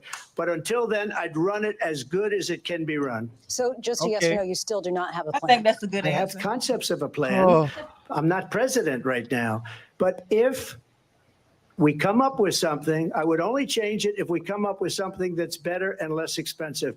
And there are concepts and options we have to do that. And you'll be hearing about it in the not too distant future. Vice President Harris, in 2017, you supported Bernie Sanders' proposal to do away with private insurance and create a government-run healthcare system. 2 years later, you proposed a plan that included a private insurance option. What is your plan today? Well, first of all, I absolutely support, and over the last 4 years as vice president, private healthcare options. But what we need to do is maintain and grow the Affordable Care Act. But I'll get to that, Lindsay. I just need to respond to a previous point that the former president has made. I've made very clear my position on fracking. And then this business about taking everyone's guns away. Tim Walz and I are both gun owners. We're not taking anybody's guns away. So stop with the continuous That's a lying. lie. Please, you're a liar. As it relates to the Affordable Care Act, understand, just look at the history to know where people stand. When Donald Trump was president, 60 times he tried to get rid of the Affordable Care Act. 60 times. I was a senator at the time when I will never forget the early morning hours when it was up for a vote in the United States Senate. And the late, great John McCain, who you have disparaged as being, you don't like him, you said at the time, because he got caught. He was an American hero. The late, great John McCain, I will never forget that night, walked onto the Senate floor and said, no, you don't. No, you don't. No, you don't get rid of the Affordable Care Act. You have no plan. And what the Affordable Care Act has done is eliminate the ability of insurance companies to deny people with pre-existing conditions. I don't have to tell the people watching tonight, you remember what that was like? Remember when an insurance company could deny if a child had asthma, if someone was a breast cancer survivor, if a grandparent had diabetes? And thankfully, as I've been vice president and we over the last 4 years have strengthened the Affordable Care Act, we have allowed for the first time Medicare to negotiate drug prices on behalf of you, the American people. Donald Trump said he was going to allow Medicare to negotiate drug prices. He never did. We did. And now we have capped the cost of insulin at $35 a month. Since I've been vice president, we have capped the cost of prescription medication for seniors at $2,000 a year. And when I am president, we will do that for all people, understanding so now you're with the value Biden. I bring to this is that access Now to you're health care should be a right and not just a privilege of those who can afford it. And the plan has to be to strengthen the Affordable Care Act, not get rid of it, Vice pass as President prologue Harris, thank in terms you. of where Donald Trump stands on that. I want to move to an issue that's important for a She lot made of a mistake. Number one, John McCain fought Obamacare for 10 years, but it wasn't only him. It were all of the Democrats that kept it going. And you know what? We can do much better than Obamacare, much less money, but she won't improve private insurance for people, private medical insurance. That's another thing she doesn't want to get. President People Trump. are paying privately for insurance that have worked hard and made money, and they want to have private. She wants everybody to be on government insurance where you wait 6 months for an operation that you need immediately. President Trump, thank you. We have another issue that we'd like to They get didn't to even that's let important for a number of Americans, in particular younger voters, and that's climate change. President Trump, with regard to the environment, you say that we have to have clean air and clean water. Vice President Harris, you call climate change an existential threat. The question to you both tonight is, what would you do to fight climate change? And Vice President Harris, we'll start with you. 1 minute for you each. Well, the former president had said the climate change is a hoax. And what we know is that it is very real. You ask anyone who lives in a state who has experienced these extreme weather occurrences, who now is either being denied home insurance or it's being jacked up. You ask anybody who has been the victim of what that means in terms of losing their home, having nowhere to go. We know that we can actually deal with this issue. The young people of America care deeply about this issue. And I am proud that as vice president over the last 4 years, we have invested $1 trillion in a clean energy economy, while we have also increased domestic gas production to historic levels. We have created over 800,000 new manufacturing jobs while I have been vice president. We have invested in clean energy to the point that we are opening up factories around the world. Donald Trump said he was going to create manufacturing jobs. He lost manufacturing jobs. And I'm also proud to have the endorsement of the United Auto Workers and Sean Fain, who also know that part of building a clean energy economy includes investing in American-made products, American automobiles. It includes growing what we can do around American manufacturing and opening up auto plants, not closing them like happened under Donald Trump. Vice President Harris, thank you. That didn't happen under Donald Trump. Let me just tell you, they lost 10,000 manufacturing jobs this last month. It's going, they're all leaving. They're building big auto plants in Mexico, in many cases owned by China. They're building these massive plants, and they think they're going to sell their cars into the United States because of these people.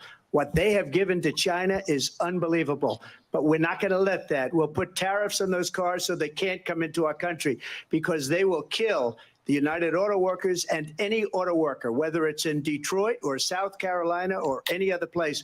What they've done to business and manufacturing in this country is horrible.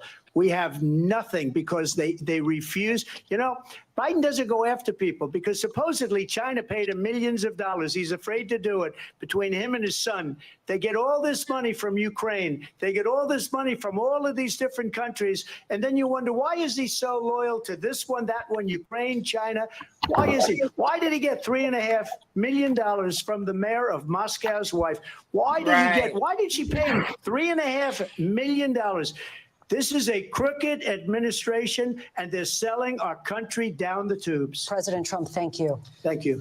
We'll be right back with closing statements from both of our candidates. An historic night, this ABC News presidential debate from Philadelphia. Back in a moment. She's full of shit on those jobs.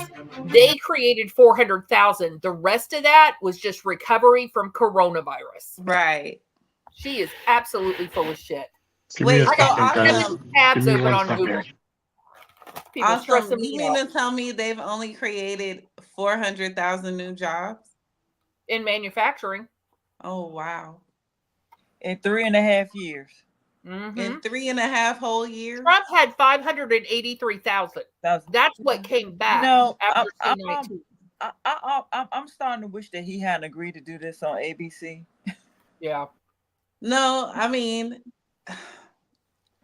I think a debate is necessary. It is, but I don't think because it now we see we're able to see how she lies, and you know, you have people like us. We're about to debunk every lie, call out every lie, and you know this debate is going to be scrutinized, and people are going to be wanting to hear every little detail, and I think it's necessary. I agree, but you know how it is on the other side. You know how they think. And I just got off of ABC's TikTok and I was reading the comments, and you know, they're like, she says the same thing they say on here. Is that she's pandering to them emotionally. Yeah. And they're feeding into it. So but I have to say that some of the people that don't they always feed into the some of the people that I'm watching. To us, we see the lies. We know what's going on. But you know, to the people that we're trying to bring to the other side, they don't see it. Now it looks a little worse, I think. No, some people are watching, and they're actually, from what I've been watching and reading, some people are people who said they were undecided that I'm reading. They're saying, why are they attacking him? Why aren't they giving him a chance to speak? So people are seeing, and they're like, there are people talking about, where are the policies? We're not hearing policies. Why aren't they talking to her about policies? So I think there will be people who are still biased, but there are people who are actually listening and realizing. What happened? Well, you're not going to change her base, right? You're not going to change her base, but I think people who are truly independent will see this for what it is, or at least about 70% of them will see this for what it is. But you're not going to change her base. She's feeding the same. I mean, we could be on a live with her right now. This is the same crap we hear every night. Right. I think at the end of the day, what matters most in this equation is that it happened. I'm glad it's happening the way it's happening, because I think any person, if they didn't know who Donald Trump was or who Kamala Harris was, if they were watching this debate, they would clearly see that there is a bias. They would clearly see that there is a slant. And like I said, you don't have to like Donald Trump. I don't care who you like, who you choose, but their moderation skills are very, very, they're horrible. And it looks like three people jumping one person. And what I noticed is that Donald Trump, I got to fact check that abortion thing, because it does sound weird and he keeps saying that. No, I have that pulled up. It's in Virginia, and I can read. Okay, hold on. Right. We'll talk about that after. But it's clearly noticed that they have not fact checked her one time, not one time, when she has said things that are clearly false.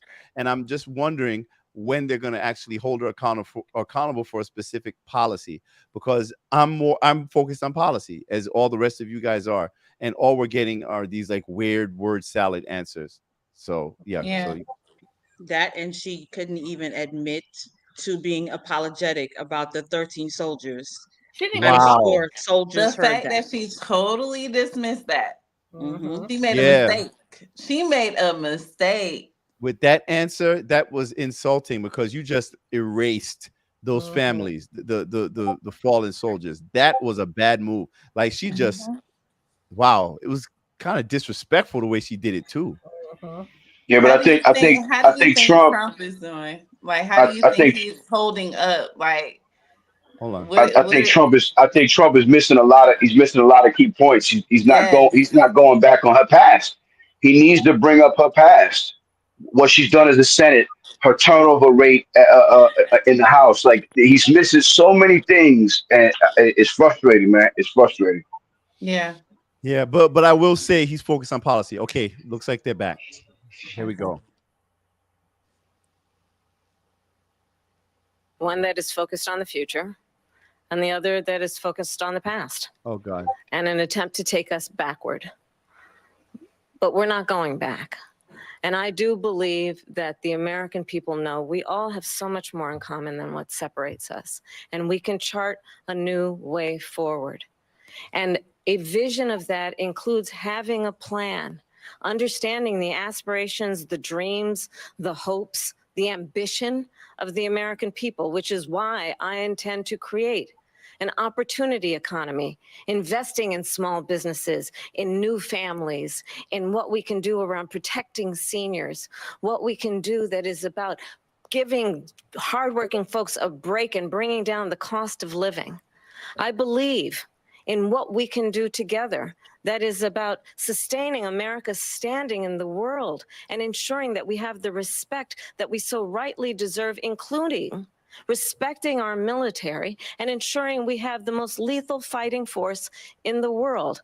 I will be a president that will protect our fundamental rights and freedoms, including the right of a woman to make decisions about her own body and not have her government tell her what to do.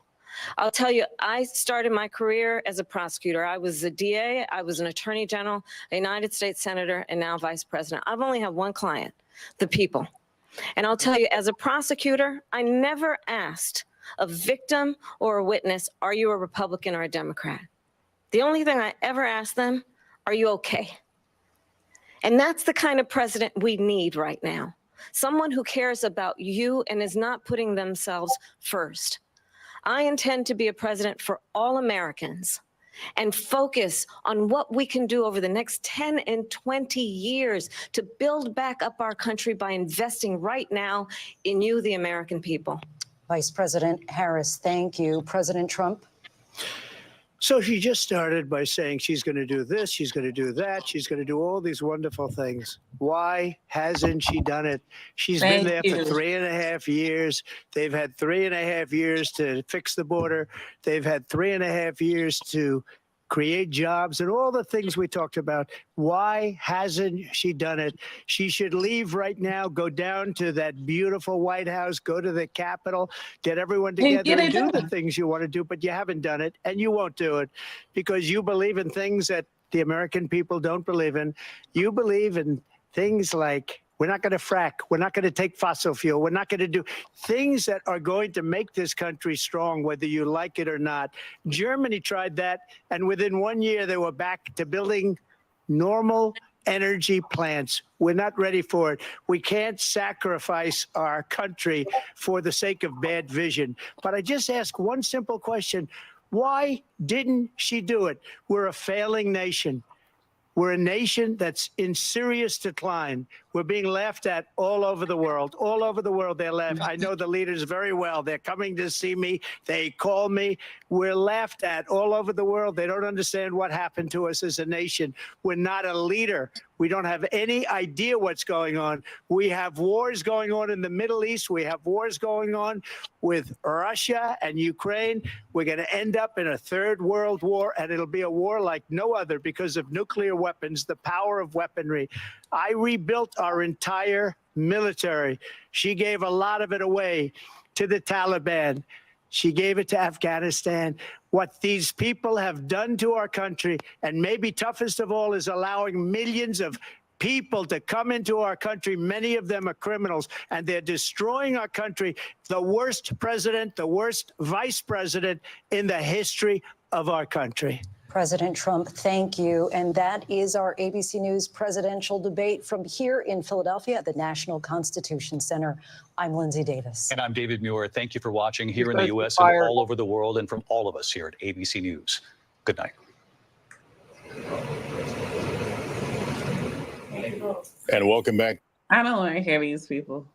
I hear nothing from them people. I don't want to hear nothing they got to say. Okay. All right. Well, so I missed the very beginning. So how was the beginning? Was he more like pushed back? Yeah, he started off well. She was a little shaky. Yeah, she was shaky. He started off well. He was focused, and he wasn't sidetracked, but she started hitting those trip words and he got sidetracked.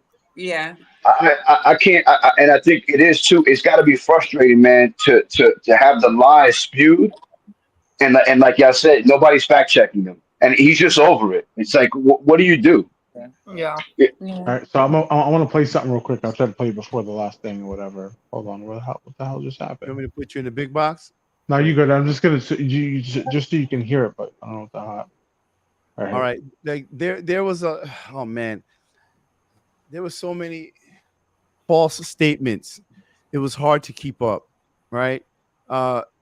It wasn't that hard to keep up with the inconsistencies with Trump. Well, let me ask you, because we want to be fair, right? What did Donald Trump say that was false? Was anybody taking an account of the things that were being said? Now, the one thing that I don't know anything about, okay, there were two things that I saw, right? That I saw him say that were quote unquote debunked by quote unquote fact checkers, right? Now, I'm only saying this because these are things that the moderators so-called fact checked him on, right? One was the abortion thing. I gotta admit, I never looked into that. I always found it a little weird when he kept making that statement about like 9 months and afterbirth and all that. No, all right, no, I'm gonna let you do it. And the second one was about them eating cats and dogs, like eating people's pets. Tony, So, you didn't see the video? It's true. Videos, multiple videos on TikTok. Yeah, I wish he hadn't brought it up like Tony said earlier. I wish he would have just. I wish he hadn't have brought that up though. But, Remember? but Tony, I don't mind that he brought it up, because people are going to now go Google. They're going to go searching for it, and they'll be able to find that it actually does exist. Because people are going to be like, "What is he talking about? What pets?" Can somebody, you know what? Let me look for it so that we don't look crazy up in here. Right now in Queens. Yeah. Go ahead, Nick. I was gonna say what he was referring to were the Haitian migrants that are in Ohio right now. Okay, they're staying in hotel rooms, 10 to a room. They're not getting the same treatment as the other illegals that's in New York, and they're getting the food stamp cards, the money cards. They're treating the Haitians, who I consider real asylum seekers, they're treating them differently, but that's besides the point. Because these people are hungry, they're out here. There's a picture of a man who caught a duck out of a neighborhood pond.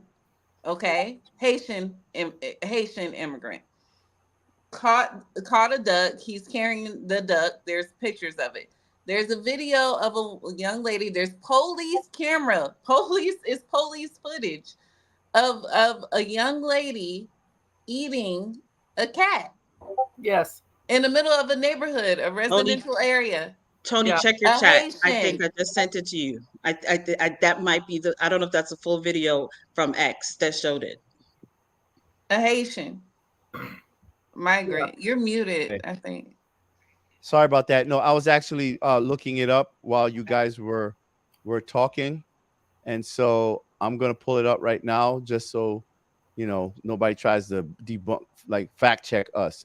I don't know if this is. Let's look. This is a police body cam. I think this is it. You. Why'd you kill the cat? Smile for me. Smile. Go like this. Did you eat that cat? Did you eat it? No. Why'd you kill it? Did you guys see all this? No, we pulled up and she was just laying there with me. Did you see her eating it? Eating it. She was eating it? Yeah, she was. Oh You my call the God. Humane Society, see if they'll come pick this cat up. It's deceased. Oh shit. 50,000 Haitian asylum seekers were flown into Ohio. Okay, they're staying in rooms. It's inhumane how the Democrats are treating these people. They're staying in hotel rooms, 10 to a room. Including the ones that are on Ellis Island as well, the Africans that they have on Ellis Island. They're not getting the same treatments. Yeah, see, Black people need to understand, okay, the party that they advocate for and they love so much. Dr. Claude Anderson talked about this very moment, okay? The illegals will then be separated by colorism, and it's certain types of illegals that will be treated a certain type of way compared to the darker skinned illegals and so on and so forth. So all of it is to create chaos. But that right there, what Trump brought up with the cat and the pets being eaten is true. Oh my God. Oh, I knew it was true, but I just wish she baited him. There's another one too. There's another one or two. I know some of y'all want Trump to tone it down, and me, I'm a different type of person. I want all the smoke. I loved the fact that he brought up that story because it is real. And you know what people are gonna do? They're gonna look for it.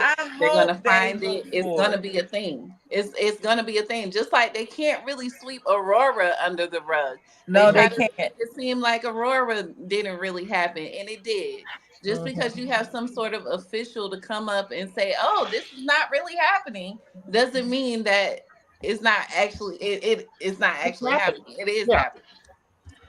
Yeah. So Tony, on the abortion one, it was Virginia Democratic Governor Ralph Northam, and so Virginia was looking to allow abortions at 9 months if there were deformities or the fetus may be not viable. And so somebody asked if the mother is in labor, or somebody had asked him, what if one of these children, right, are born alive, right? They start to do an abortion, but the child is born alive because at that moment you have to deliver. And so he said there may be a fetus that's not viable. So in this particular example, if a mother is in labor, I can tell you exactly what would happen. The infant would be delivered. It would be kept comfortable. The infant would be resuscitated if that's what the mother would want. And then a discussion would ensue. And so he said, they need to find as much impairment. Okay. So then he goes on to say, so there's clarification. I'll have to scroll down where they said, are you saying that they would allow, what if the mother doesn't want the child resuscitated? And he said, well, that's up to the mom. So basically he's saying that if the mother, no. The governor of Virginia said that if this child is born alive and is living and the mother doesn't want medical care, they will just let the baby die. But there was another case. It was another I think it was in California where they were shooting for after the pregnancy and up to a month after the baby was delivered. All right, let's be okay. Hold on. Let's remember we're also is JD Vance talking now, Tony? Oh God, I gotta go back. Shoot. I gotta look for it. Let me look for it. No, she said no mandatory buybacks on guns. Listen to this. She absolutely did say that. I have it pulled up. She did. That are already well, there are possible buyback. You have to have buyback. Buyback got it the right way. But there are 5 million coming, and you have to have smart public policy about what is mandatory buyback for doing it the right way? Like, do you hear that? Like, I'm forcing you to do something. Hear it because it was we couldn't hear anything. It was chopping. It was chopping in and out. Oh, forget. Just go. You can Google it. Just go and Google it and look up the Fox News clip on there, and you'll listen to her say mandatory buyback. Well, we got to do it in the right way. And it's like, well, what's the right way if it's mandatory? You're forcing people. The word mandatory is by force. You are forcing somebody to do something outside of their will. Yeah. I don't understand it. Like, that shit annoyed the shit out of me. Just hold on. Let's see. This must be like a focus group or independence or something. Lies on both sides. Okay. Lies. No. You came in all undecided. Has anything changed your mind tonight? Is there anything you heard here that you thought, oh yeah, I could go for that policy. I could stand with that candidate? Not really. For me, I think Kamala had a good debate. I'm feel more favorably towards her than to Donald, but I'm still not sure. Not 100%. The two of you women reacted very strongly when Harris was talking about abortion. When both candidates were talking about abortion rights, you reacted strongly to Donald Trump and his positions. You seemed emotional about it, Hannah. Yes. What was your thought on that? What was it about that part of the debate that struck you? His misinformation He sensationalized just so much facts or not things that are not facts that have been disproven. And he does it because that is what his supporters want to hear. And it really impacts who people like us, if we choose to vote for him or not, because we know you are lying, but you're still saying it. And it's disgusting. Who are these actors? You all said it was the economy going in. Andrew, anything you heard that changes how you're thinking about their economic policies? No, because at the end of the day, December and November is going to roll around and they're going to pass. They're going to say we're going to shut down the government, and they're going to pass an omnibus, and they're going to spend trillions of dollars, and nothing else is going to change. They're just going to keep spending money uncontrollably. Donald Trump spent $6 trillion in 2019 and added that to our deficit. So absolutely not. They're spending money, and then it's coming back into the government, to the congressman, into the Senate through funds, through PACs, through all. Straight from, thank you so much, Hannah, Lynn. Wait, what? They are actors. Do you understand? These are not real independents. These are the same so-called independents that come into our lives.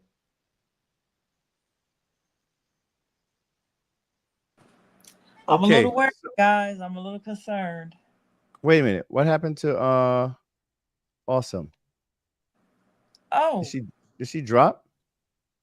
Where is she? Hold on, let me see. Let me see if she's over here on TikTok. I'm over here, Tony. Okay, so not over here. Oh, there she is. Okay, she's Oh, here. okay. So are we gonna start getting into the information now? Because let's fact check. yeah, I think people need to just hear, just the objective truth and some balanced opinions on this. All right. So what did you notice, Awesome, in the conversation? Well, the first thing that she lied about was the fact that there are no states doing full-term abortions, and that's absolutely not true. Can I share my screen? Yeah. Yeah. Yeah. Wait, are you able to do that? Yep. Let me see. Let me get rid of this. Stop this screen. Okay. Do you know how to do it? Yep, I'm going in right now. Oh. So cool. if we look right here, can you guys see my screen? It's a map. No, hold on. I'm gonna put it up. Okay. There you go. Okay, so if you look right here, it tells you where there's a total ban. Now, total bans still have exceptions, but it tells you there are states with no cutoff, right? So these are places where there is full-term legal abortion. Which color? The light color here where it says no cutoff. Okay.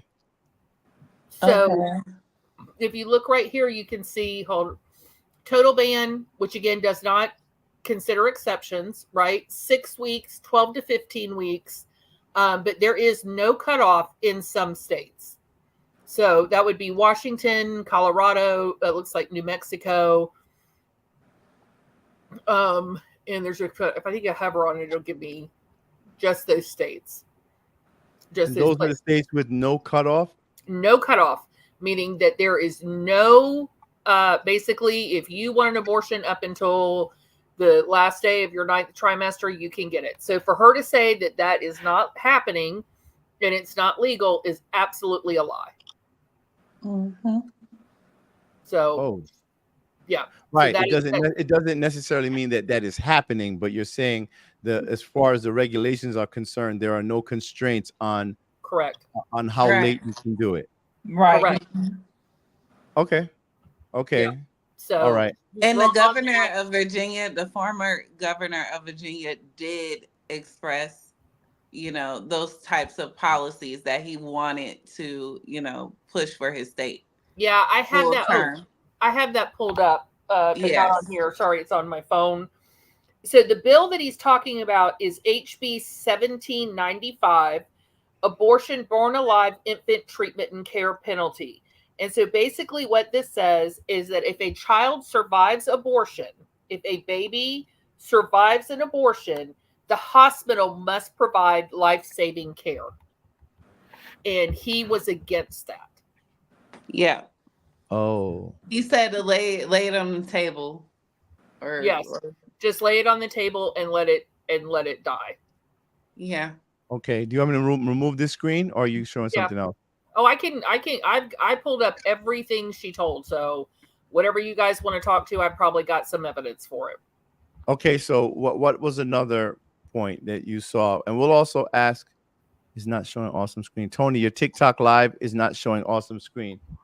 Oh. No, the TikTok live is not going to show it. That's why you guys should need to leave from TikTok live and come over to Rumble or YouTube or X. That's why I have my TikTok live open, so you guys can come over here so you can see the things that we're presenting here. Yeah. So the other one is I can do the update for jobs. They added 423,000 since Biden's first full month in office. Okay. But she said 800,000. No, 584,000 of those were recovered from when Trump was in office and were a result of C-19. So they have not created 800,000 manufacturing jobs. Oh, shit. The jobs are inflated, someone said. Yeah. Lord. Yeah, the jobs are inflated. So that is not true. She did say, now whether she's backed off on it or not, if elected and you do not surrender your guns, I will sign an executive order and the police will show up at your door. She said the that? first day she was in office, she would do that. Yep. Yeah. There's video evidence of She said all the first of day this she was in office. She said if the first 100 days, if Congress doesn't do anything, she will write executive orders. A ban on assault weapons, I think. Is that the one you're talking about? She said was sensible gun control. Yeah. She did not speak to assault weapons. But she said, if elected and you don't surrender your guns, I will sign an executive order and police will show up at your door. Let me see. Can I find that somewhere? Okay. You can take it from. You go ahead. I'm gonna find that. When she claimed that he met directly with the Taliban, he did negotiate with the Taliban, but the Afghani government was involved and aware of that negotiation. He did not go behind their back. And they were thankful for the help. The president is... Yeah, I'm sorry. Go ahead. I'm looking for his name right here. And they did cancel the trip to Camp David, but it included the Afghan government because they work with the Taliban. They're trying to keep them peaceful. And she said that he was making backdoor agreements. Right. And it says, this is BBC America, talks were between the Afghan government and the Taliban. So they included them because the Taliban is, raising hell, and they wanted to get them out, but the Taliban will do what they did, which is overthrow Afghanistan. And what they were trying to do is negotiate a peace where the Taliban would not overthrow the Afghani government. Was this the time when he met with the leader and showed him a picture of his house and literally threatened him and told him that if an American is touched, if a hair on an American's head is touched, he said it in a debate. He said it in a debate, but I just wish that he would have expounded on some things a little bit more. But you know what, 757, I know he felt rushed because they were quick to cut him off. I agree.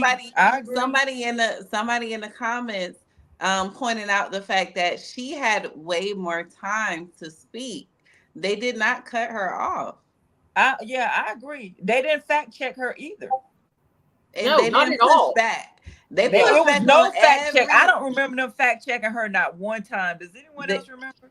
Nope. They pushed back on everything that Trump said.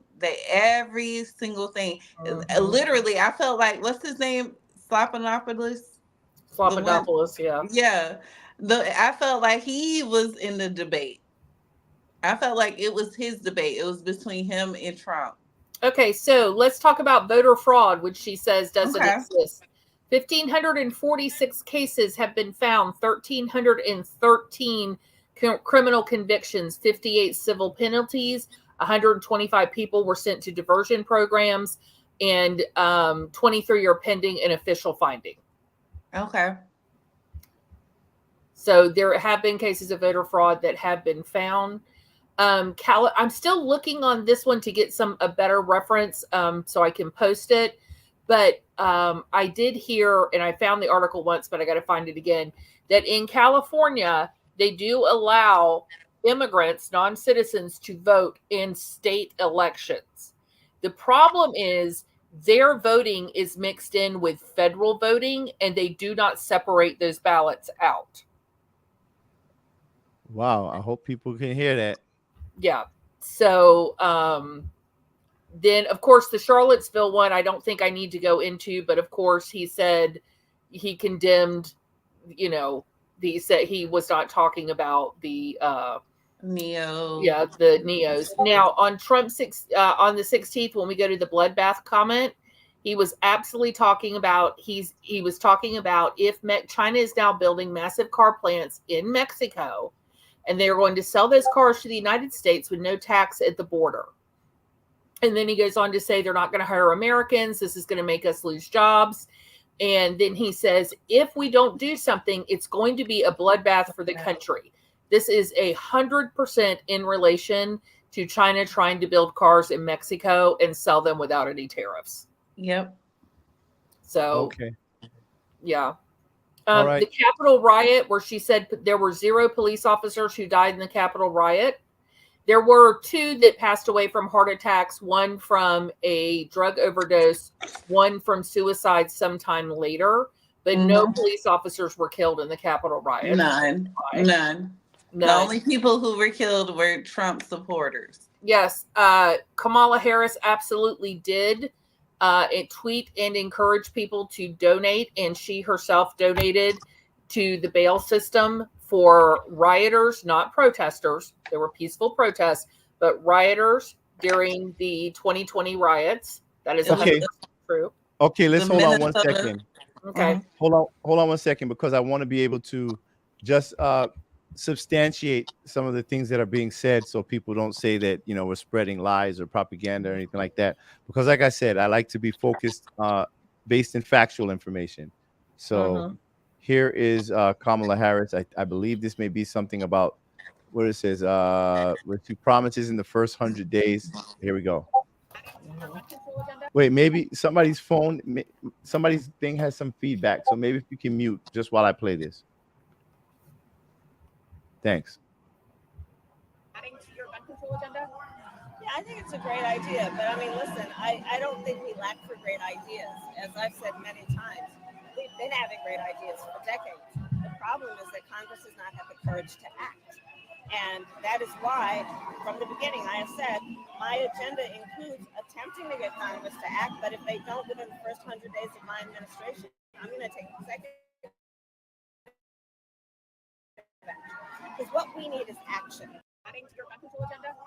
Oh, right. She said the question was about the gun control agenda. She said she's going to take executive action in the first 100 days. I think this is the one I wanted to play, actually. I am a gun owner, and I own a gun for probably the reason that a lot of people do, for personal safety. Right. I was a career prosecutor. And in terms of gun policy, though, I think that for too long and still today, we are being offered a false choice, which suggests you're either in favor of the Second Amendment or you want to take everyone's guns away. I support buybacks, and I think that, look, we have 5 million assault weapons on the streets of America, and we have 5 million assault weapons on the streets of America. So what?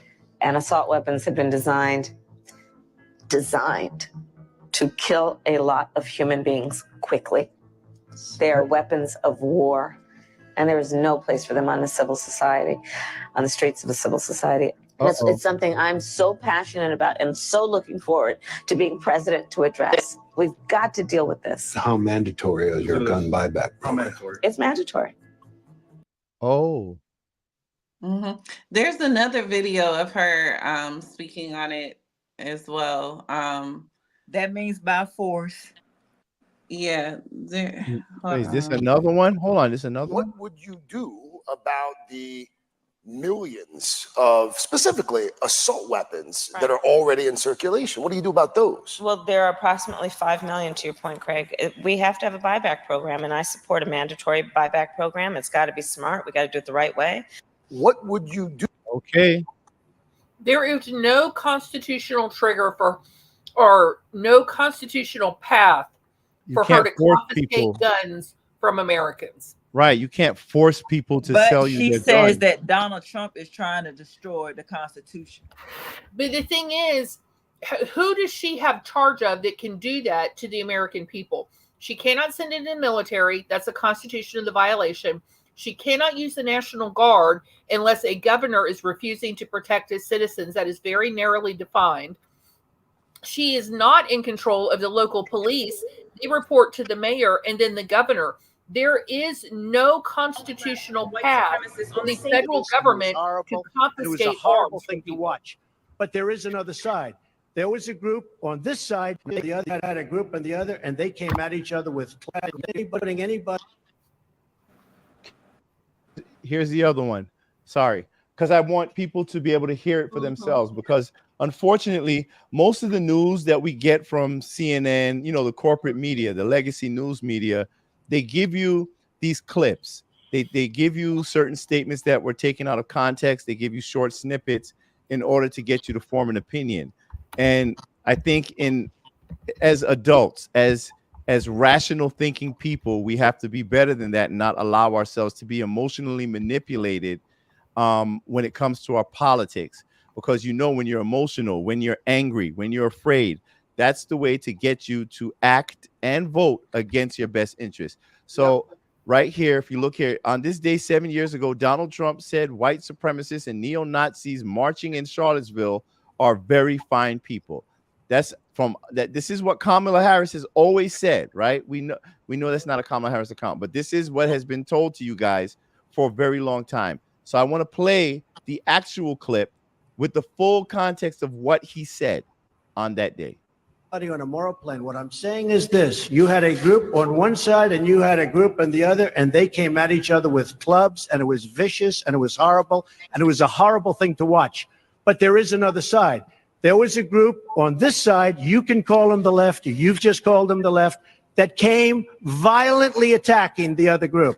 So you can say what you want, but that's the way it is. Here it comes. Hold on. You look at both sides. I think there's blame on both sides, and I have no doubt about it, and you don't have any doubt about it either. And if you reported it accurately, you would say. Kill the person. Ever hired They showed up in Charlottesville to protest. Excuse me, they didn't put themselves down as you, and you had some very bad people in that group. But you also had people that were very fine people on both sides. You had people in that group, excuse me, I saw the same pictures as you did. You had people in that group that were there to protest the taking down of, to them, a very, very important statue and the renaming of a park from Robert E. Lee to another name. Robert E. Lee are not the same. No, George Washington was a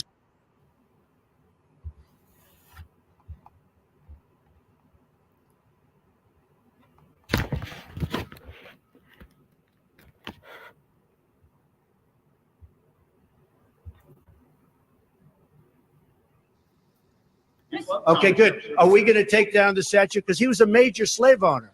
In history, you're changing culture, the white nationalists, because they should be. You had people, and I'm not talking about the neo-Nazis and the white nationalists, because they should be condemned totally. But you had many people changing culture. You're changing history. You're changing culture, and you had people, and I'm not talking about the neo-Nazis and the white nationalists, because they should be condemned, and the white nationalists. And I'm not talking about the neo-Nazis and the white nationalists. And I'm not talking about the neo-Nazis and the white nationalists, because they should be condemned totally. But you had many people in that group other than neo-Nazis and white nationalists, okay? And the press has treated them absolutely unfairly.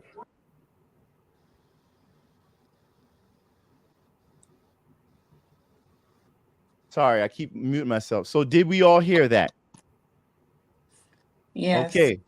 All right. So for those who keeps running with that same propaganda, that lie over and over again, I think it's time to, stop doing that. And here's the last thing that I'm going to give you guys, because I think the people watching have a right to hear it and make this assessment for themselves. Okay.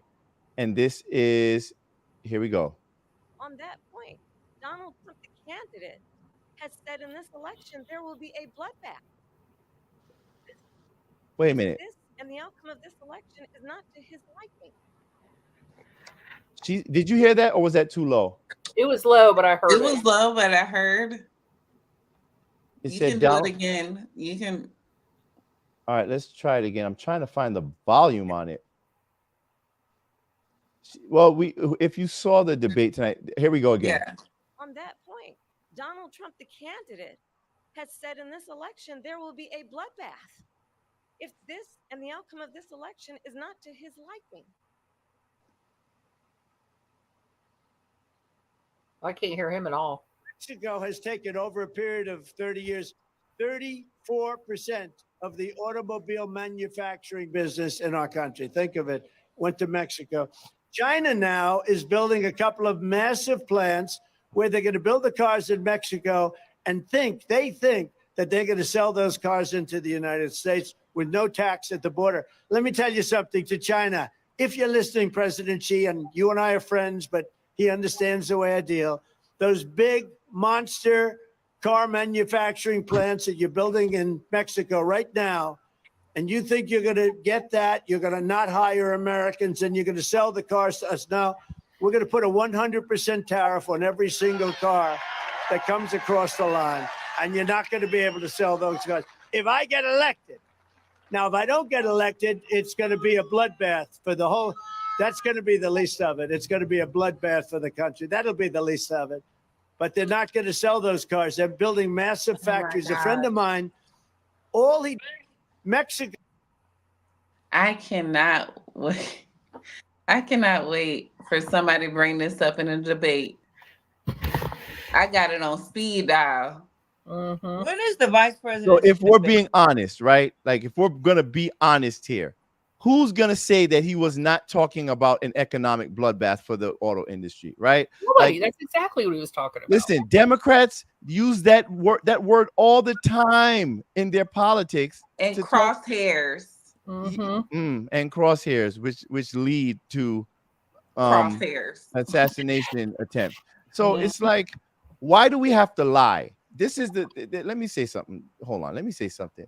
If somebody is that bad, right? And listen, it doesn't matter if you like Trump or not, but if he's so much of a threat to democracy, so much of a threat to this country, why do you have to lie so much? Why do you have to fabricate things? Take the context. You change the context. You take snippets of what he says in order to deliberately manipulate people's emotions, present them with a false narrative of what he says. Intelligent people do not fall for that. But guess what happens though to intelligent people sometimes? When you scare the shit out of them, when you present them with things, when you continuously say the same thing over and over again, repetition, slowly it becomes the truth in the minds of the masses. And this is what we're seeing today in our politics, where we have these wicked, lying, devilish corporate parties who don't give a damn about the American people, who are using politics of fear.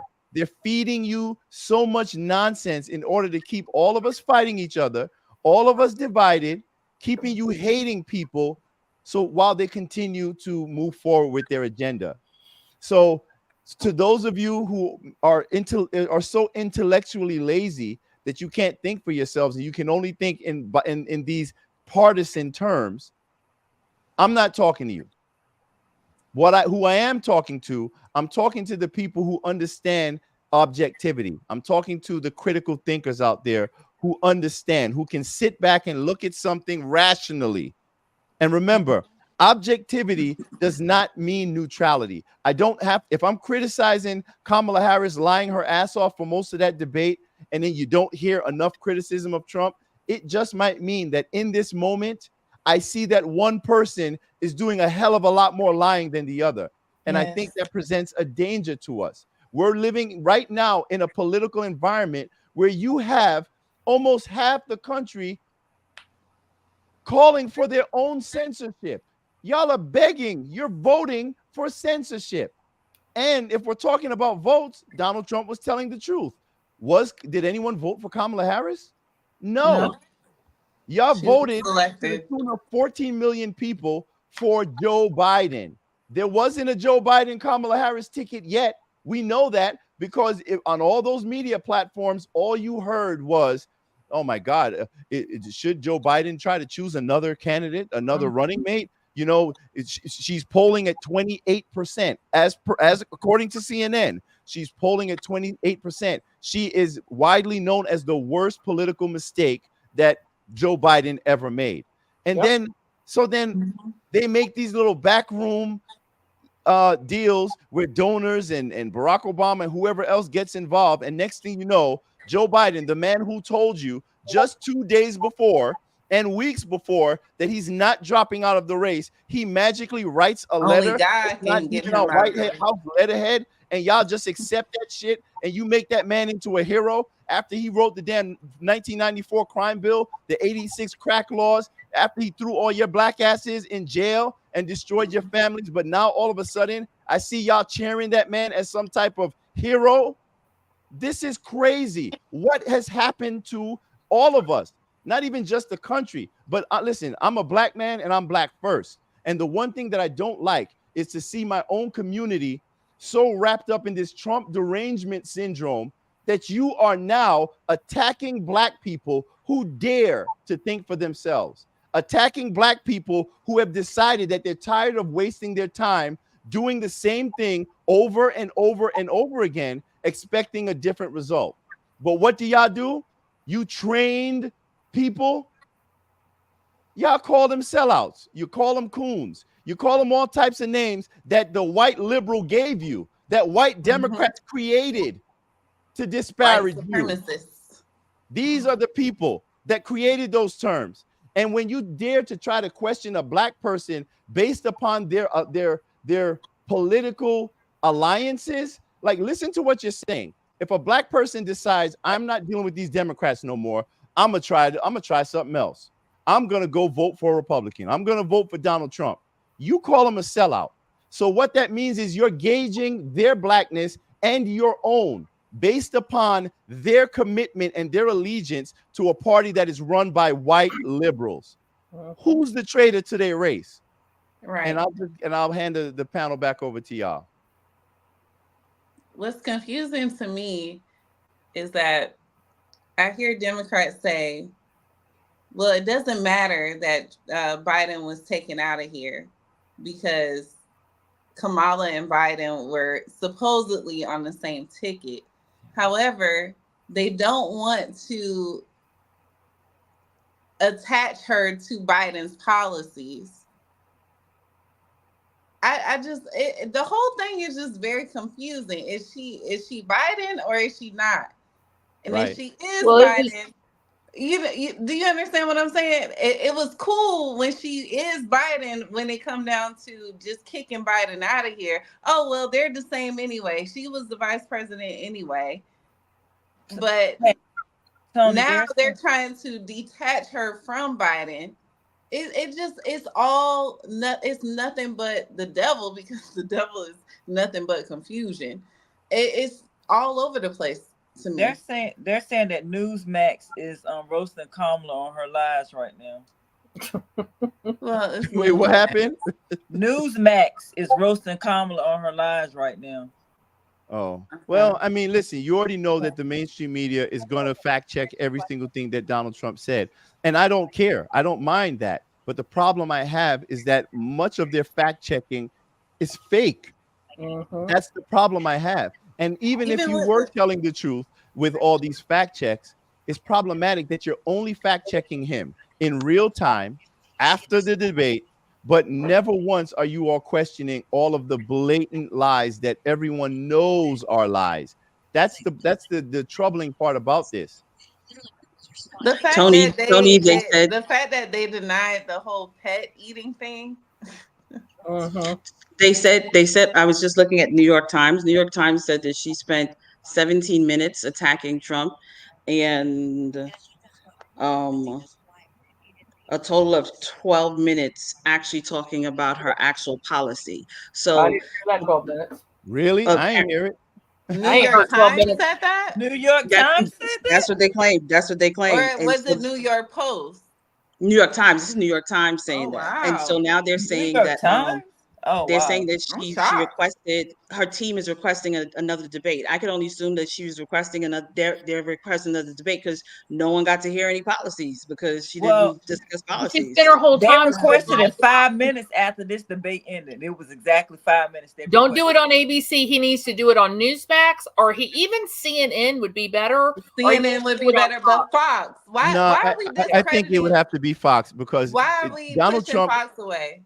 Donald Trump continues to go to hostile territory for these debates, and that's really not fair. I think they tried to give the impression that they were being fair and unbiased with their calm demeanor, but at the end of the day, they dedicated a lot of time to correcting Donald Trump and and even leaving Kamala Harris's mic on so she could interrupt him. I thought there were rules on that. Right. They argued with him. She request those rules to be altered in her favor. But you know what? Trump is on TV, Tony. Trump is on TV right now. Trump is on TV right now. Oh, okay. Let's go to it. But my favorite part was when he played a Kamala on Kamala. And he told he her, said, I'm talking now. I'm speaking right now. I'm speaking Please right now. be quiet. I was like, okay. No, my favorite part was he was like, we can leave here right now because we wasted so much time. We can go to the White House. Yeah, just go to the White House to do everything right now. Just right now. Just do it. That was my favorite part. What are we waiting for? Like, what? Why are we waiting to do this? You can. I think that's the part that hurt her the most. That I think damaged her the most when he said, "Well, okay, then just do it. Go to the White House, wake up Joe Biden at 4 p.m." He said at 4 in the afternoon. And I love the fact that he squeezed in Putin endorsing her because he really did endorse Kamala. Oh, here we go. Wait, I don't know if this is it. Better. The vice president, he's, and the office of the vice president, and certainly, if you take a look at it, she was terrible with respect to the president. She's trying to get herself away from Biden, and she wasn't able to do that tonight. I think it was a big thing. They wanted to disassociate with Biden, and they weren't able to do that. Right.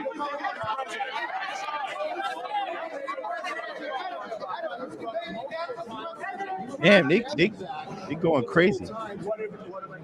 Project 2025. Yeah, I have nothing Project 2025. Oh my God, I'm so sick of it. They're still asking him about Project 2025. Jeez, please.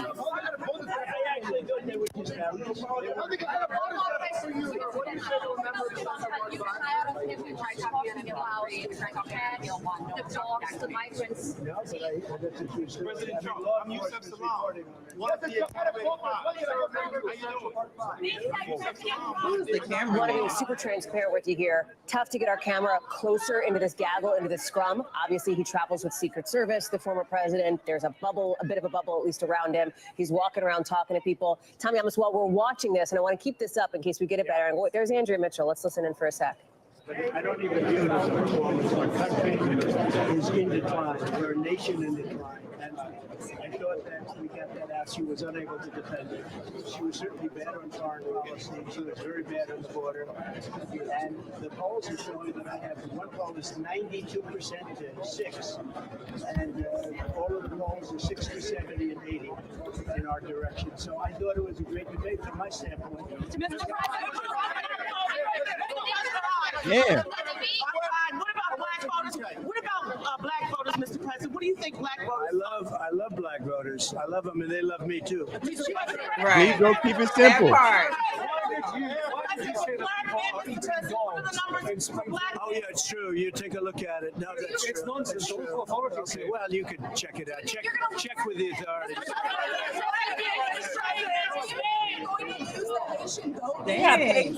Is that a Secret Service person next to him? That woman who's way shorter than him? I say the truth. Yes. Lose votes or gain votes, I don't care. But this was my best debate. I thought it was very good. I thought she was very weak on foreign policy. She was very weak on the border, and I'm very happy with it.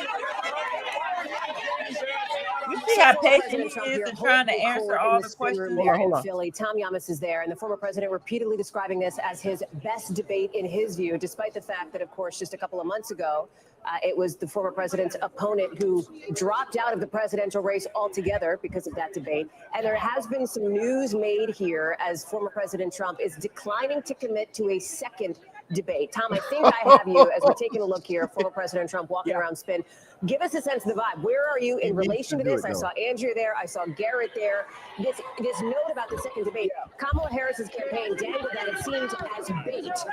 Sure, we want him to do it. We're down to do it. Where's Kamala?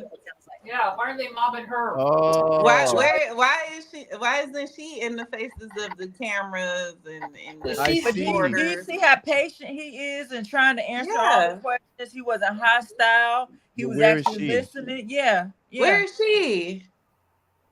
And where's Joe Biden while we looking for people? She pissed me off when she talking about some Trump's abortion plan.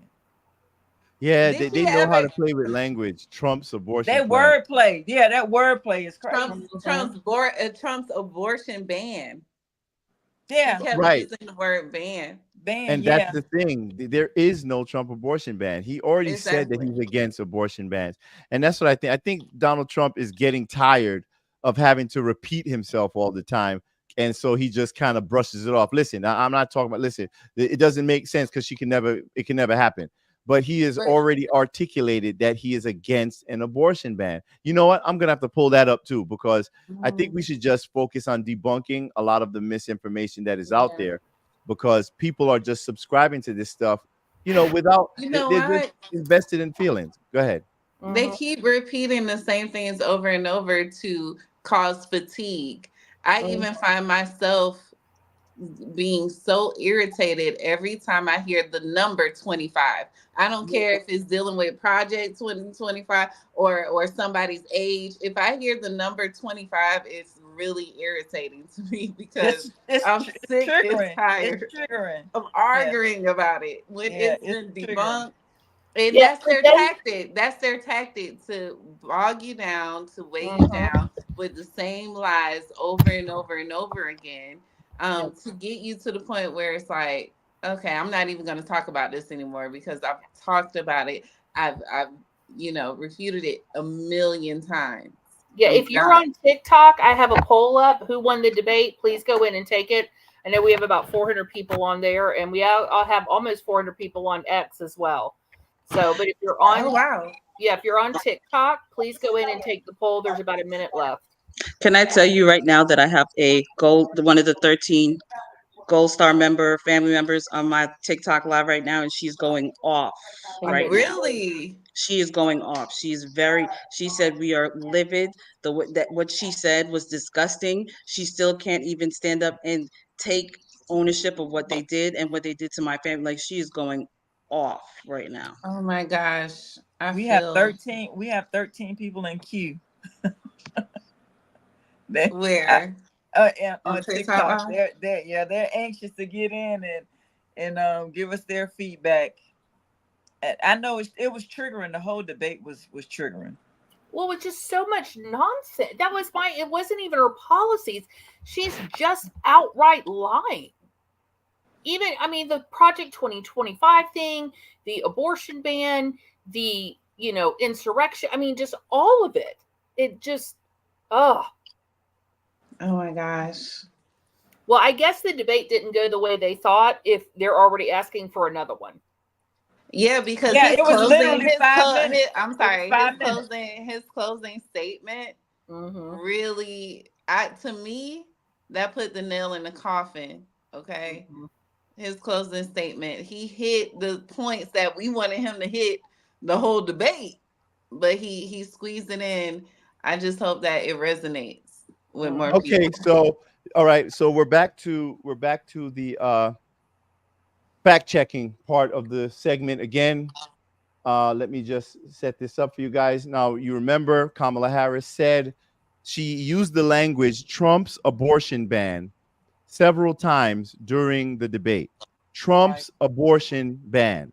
She continued to assert that Donald Trump was going to ban abortions. And I just want you to hear, because remember, they asked him, will you sign an abortion ban legislation? Donald Trump has already said unequivocally multiple times that he would never support an abortion ban. He won't do it. But they continue to ask him these charged questions. So don't take it from me. Take it from Donald Trump. I'm going to play this for you so there's no confusion. To put it simply, it's now up to the states. And like Ronald Reagan, I'm a believer in the exceptions, the 3 exceptions, as you know, and rape, incest, life of the mother, the danger for the life of the mother. And we have a situation now where it's in the states' hands, and the states are going to be voting. The last thing people want, people are going to be voting. The last thing people want is for that to go back into the federal government. It was always fought, and very importantly, and people wanted it, they wanted it back in the states where it belongs legally and for a lot of other reasons. So you wouldn't support a national ban? No, I wouldn't support a national ban. No. Whoa. What was that? No, I wouldn't. Rewind it back for the people, please. Wait. Yeah. Wouldn't support a national Rewind ban. it back. For a lot of other reasons. So you wouldn't support a national ban? No, I wouldn't support a national ban. No, for a lot of other reasons. So you wouldn't support a national ban? No, I wouldn't support a national ban. No, I would not. To put it, Isn't that something? But hold on. There's more. Trump was asked again after that. Listen, hopefully you guys can hear this because he was out on the tarmac. What do you say the Republicans feel disappointed by your statement on abortion? What do you say the Republicans feel disappointed by your statement on abortion? What do you say? He's Trump. Hey Tony. I mean, Trump what is else? talking- What else? How many times? This is what I mean. Listen, this is the problem. We have, for 9 years straight, we have been told Donald Trump said this, Donald Trump said that. We have been fed a steady stream of lies about Donald Trump. And you don't have to be a supporter of Donald Trump to identify this. Don't let people shame you for calling out the truth. People, they're lying to you. And so when you put someone in the position on the defensive intentionally, where they're always responding to false allegations, not only false allegations, but false allegations that have already been debunked repeatedly. Yeah. What you do is you end up wasting time. And that's exactly what we saw tonight in this debate. We saw a lot of time wasting by focusing on misinformation that was targeted towards Donald Trump. And guess who got robbed in that whole situation? It wasn't even Donald Trump. It was you. It was the American people. Yep. You were not allowed to hear the policies, at least not from Kamala Harris, because I heard a lot of Donald Trump focusing hard on the border, talking about inflation, talking about foreign policy. But he's yet, on Fox but hold on. News But right yet, now. all the questions that I heard that were sent towards Donald Trump were about deliberately taken out of context statements. All right, what were you saying? He's on Fox News right now. Yeah. Okay. Trump is- Okay. Well, I didn't know if he's you wanted to tune into it. yeah, he's I mean, if you want, I don't wait. I would have to look for that on what, X? Probably. Trump. It just, I mean, she didn't even try. I honest to God, she sounds like the people who come up in our lives with the nonsense. Right. She actually sounded like the uninformed voters who come into our TikTok lives with nothing but propaganda in their mouths. Yeah. I mean, that was literally, I mean, she knows she's lying. I know she knows she's lying. Yeah, of course. She knows she's lying. And yet we have to deal with the Roland Martins and people of that ilk who just I hope continue with the ABC nonsense. gets roasted for their behavior on this. Yeah. Because I hated to why admit are it that moderators CNN was fair. Yeah. Why are moderators debating? Yes. Oh my God. Right. Why are the Yeah. moderators debating Donald Trump? Exactly. They didn't debate her on anything they knew was false. But the boy they tried to call him out and him up, but not her. Yeah, I don't see it. I don't see Yeah, anything. she didn't get fact checked not once, not one time. Not once did she get fact checked. Nope. Yeah, so yeah, folks. I mean, was it I know, I'm sorry. So did we have anything? We had a couple other things, right? Awesome. I know you had a bunch of Oh, I got everything she said. I mean, well, let's tell the people. I mean, she so the thing is, she said she did not want to defund the police, but she did say we need to reorganize, and that she did support redirecting money into social work and programs. So, but we had, so we don't have to get rid of the police, but we have to be practical about helping our communities. Right. So I think that was, then she says she hasn't changed on fracking. She absolutely did when she first came out say that she was opposed to fracking, but her values have not changed. But she initially was opposed to fracking. She has changed, I think, because in Pennsylvania, she's trying to win the vote. Let's see, what else do we got here? I can play I can play this one. Let me share my screen. I got a video here. Okay. This is Project 2025. Oh, Project 2025. We didn't even get to talk about that one. That's okay. We can Let me see if Neek's mic is working. Neek? Oh my God. We're really gonna talk about Project 2025. So yeah, we have to. I know we get so tired of it. Okay, so made a very small number of false claims. I counted just 2 flat false claims the whole night, but I think they're both important false claims because both were on a central subject of Democrats' attacks, and that is Project 2025, a conservative think tank's proposals for a next Republican administration. Listen to this claim from Congresswoman Lisa Blunt Rochester of Delaware about Project 2025 and He has, with his friends, said the quiet parts out loud, but not only said them out loud, he wrote a book about it. What's it called? Project 2025. What? That is false. Trump did not write Project 2025. The project's big policy document published by the Heritage Foundation think tank lists dozens of people as authors, editors, contributors. Donald Trump is not among them. A Project 2025 spokesman told me tonight no candidate was involved with the drafting of the document. Now, it is fair to say Trump has extensive ties to Project 2025, and CNN has reported that more than half of those authors, editors, and contributors worked at some point in his administration. But that's different than saying Trump actually wrote it.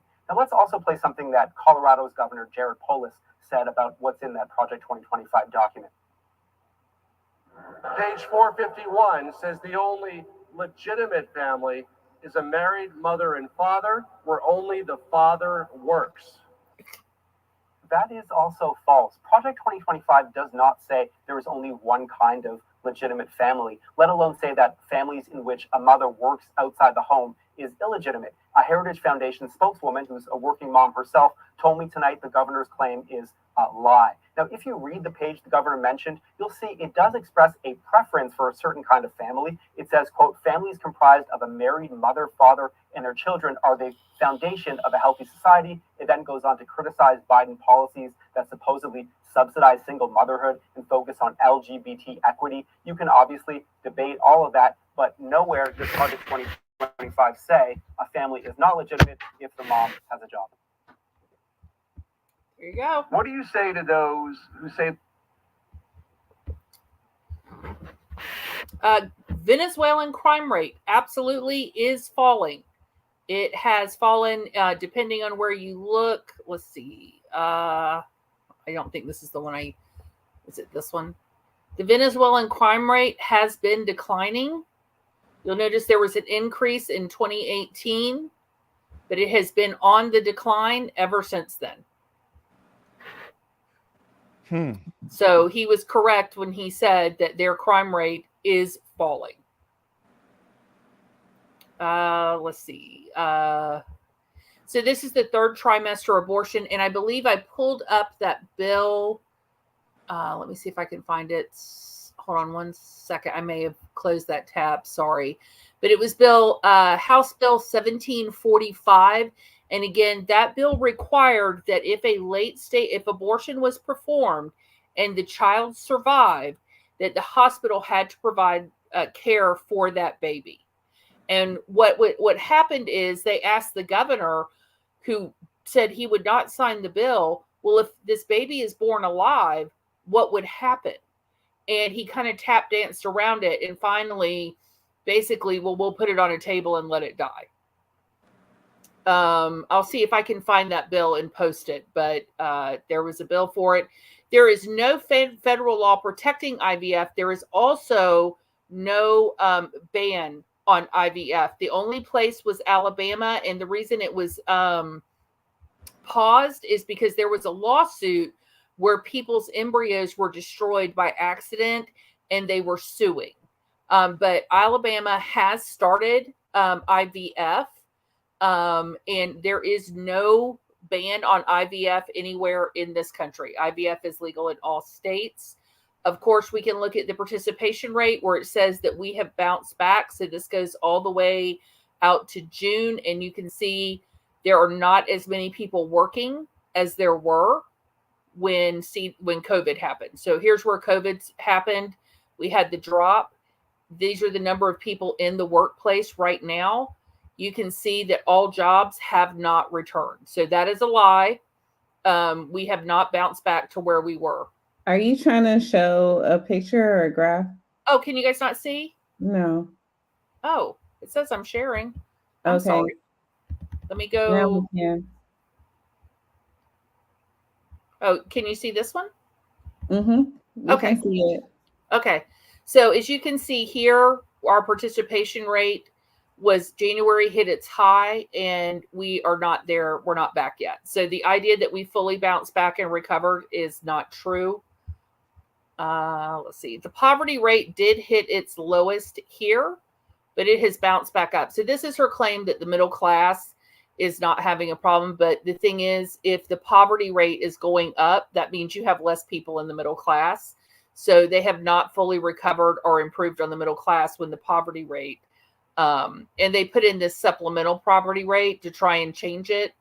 But all this means is that the poverty rate has increased.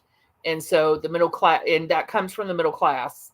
So also inaccurate. That was the middle class one. We already looked at the abortion map. So I think that's all I got through. But there was quite a bit there. And for those listening, I will put together a set of links, and I will post all of these videos. The ones Tony showed, we'll put them in the Discord as a reference. And I'll probably put them as videos on TikTok so people can grab them. You know what? I'm so dumb. I should put that on the bottom there, on the Discord, right? Yep. You put the Discord on there. So I'll be adding this so everybody can reference it and get some and use it, because we know this is going to come up in lives and other places. Sorry, my laptop came unplugged. I got to plug it back in. That's okay. So I was disappointed that there were several things that they did not talk about, right? That I know are on the minds of the American people. I think one of those things being the issue of transitioning children. You know, that whole conversation. I wish they would have dug into that. And, you know, the things that they are teaching our kids in our school and some of those policies that have been passed that are basically sending a message that I guess teachers can have kids keep secrets from their parents and support them in transitioning. Yes, in California, that was a law that was passed, and also Minnesota and Washington State. Yes, that's a law that they passed. Can you explain? Can you guys articulate that? So basically, So what they did was they said, if let's just say you have a son and your son is having those thoughts about transitioning and all those other things, or become confused about their gender, they can come to school and you send them to school in their jeans and their top and all that, and then next thing you know, in school they change, they're wearing a dress, wearing putting on makeup and saying their name is Ashley instead of Alfred, and the teacher is not allowed to tell the parent anything, not able to discuss it with the parent or anything like that. And if you do, it's a violation, and the teacher could be in violation of a Privacy Act, according to them. And that's in California. And the other thing to note is that there was a concerted effort in a more conservative county in California where they voted in a school board to reject that policy. And the state is now suing that school district and the school board to enforce that law. Even though the parents and the school board have said they don't want it, Washington State has placed a law where not only are you not allowed to tell the parents, that if a child says that their parents are not supporting them, the state can remove them from the home and terminate custody and transition that child. And I feel like that bill is also, if I'm not mistaken, because I had someone from Minnesota on my live one night, they said it's also in Minnesota, and it's definitely a sanctuary state, so people can get over there and do what they need to do. And if you don't allow it, you're charged with child abuse. Yeah, Mind you, and this what's also concern- protects Champ, you families. gonna join? Yeah, what's Yes. concerning is that their minds are not fully developed. Yeah, I'm coming up in a second. At such, All right. and you know, they can't even sign a contract until they're 18, a legal binding contract. So how can we allow them to make a decision such as major as this, a life-altering decision at such a young age? Yeah, so Tim I think Walz it's irresponsible of us to even to put that to allow kids to make that type of decision. They can't even decide on what they want to eat for lunch day to day. Well, Tim Walz signed a bill, one allowing abortions to happen without parental notice. The teacher can take the child, or the child can go their own. Two, they do not have to notify parents if a child wants to transition. Three, a child can request to be removed so they can transition. Wait. You're saying that there's a bill passed that says that a child does not have to tell their parent. Wait, could you repeat that again? So in Minnesota, Tim Walz passed a bill that a child can get an abortion without parental consent or notice. So what? Yeah, they can go to a clinic and they can get an abortion and nobody has to tell the parents. Mm-hmm. And what was the second thing? That the teachers are not to notify parents if their child wants to transition. Or that they have to tell the parents. So that is true. Yeah, Right. They don't have to tell the parents. But also they do consider not supporting your child abuse. And then finally, they're a sanctuary state in that if one parent takes a child to Minnesota, where you are allowed to medically transition under the age of 18, Minnesota will not honor custody agreements from other states, and they will hide the parent and child from the parent who opposes it. So if I have a custody agreement in Texas and my husband takes my child to Minnesota, even though states recognize other custody agreements, Minnesota will not recognize the Texas custody agreement. They will not tell me tell him where the child is, and they will not tell them where the mother is. So they will protect the mom, and they will allow her to medically transition that child without the father having any say or any involvement. It's a trans sanctuary state for minors. Yes. So, But there's no age limit on if you're 13 and you get pregnant and want an abortion in Minnesota, you can get one without any parental knowledge or consent. Mm-hmm. and what was that about that bill that was supposed to like protect maps? Do you remember that? That was the Minnesota Pride Act. And so it expanded civil rights so, you know, the civil rights covers minorities and, you know, equal opportunity. They expanded that to equally cover the LGBTQ community. There was a line in there that said it did not recognize minor attracted persons' sexual attraction to children as part of the LGBT community, or, you know, as a legitimate attraction, right? That they were excluded. They removed that language. And so now it has opened the door for MAPS to claim the same civil rights as minorities, and for them to possibly file a lawsuit, and it normalizes that behavior. Oh my God. Yeah. So that's in the Minnesota Pride Act, Section 2. The bill that was signed has the language regarding MAPS crossed out, meaning that it does not apply. So, right, it says Walz signed the bill into law on May 19, 2023, dropping the does not include reference to pedophilia that had been in place since 1993.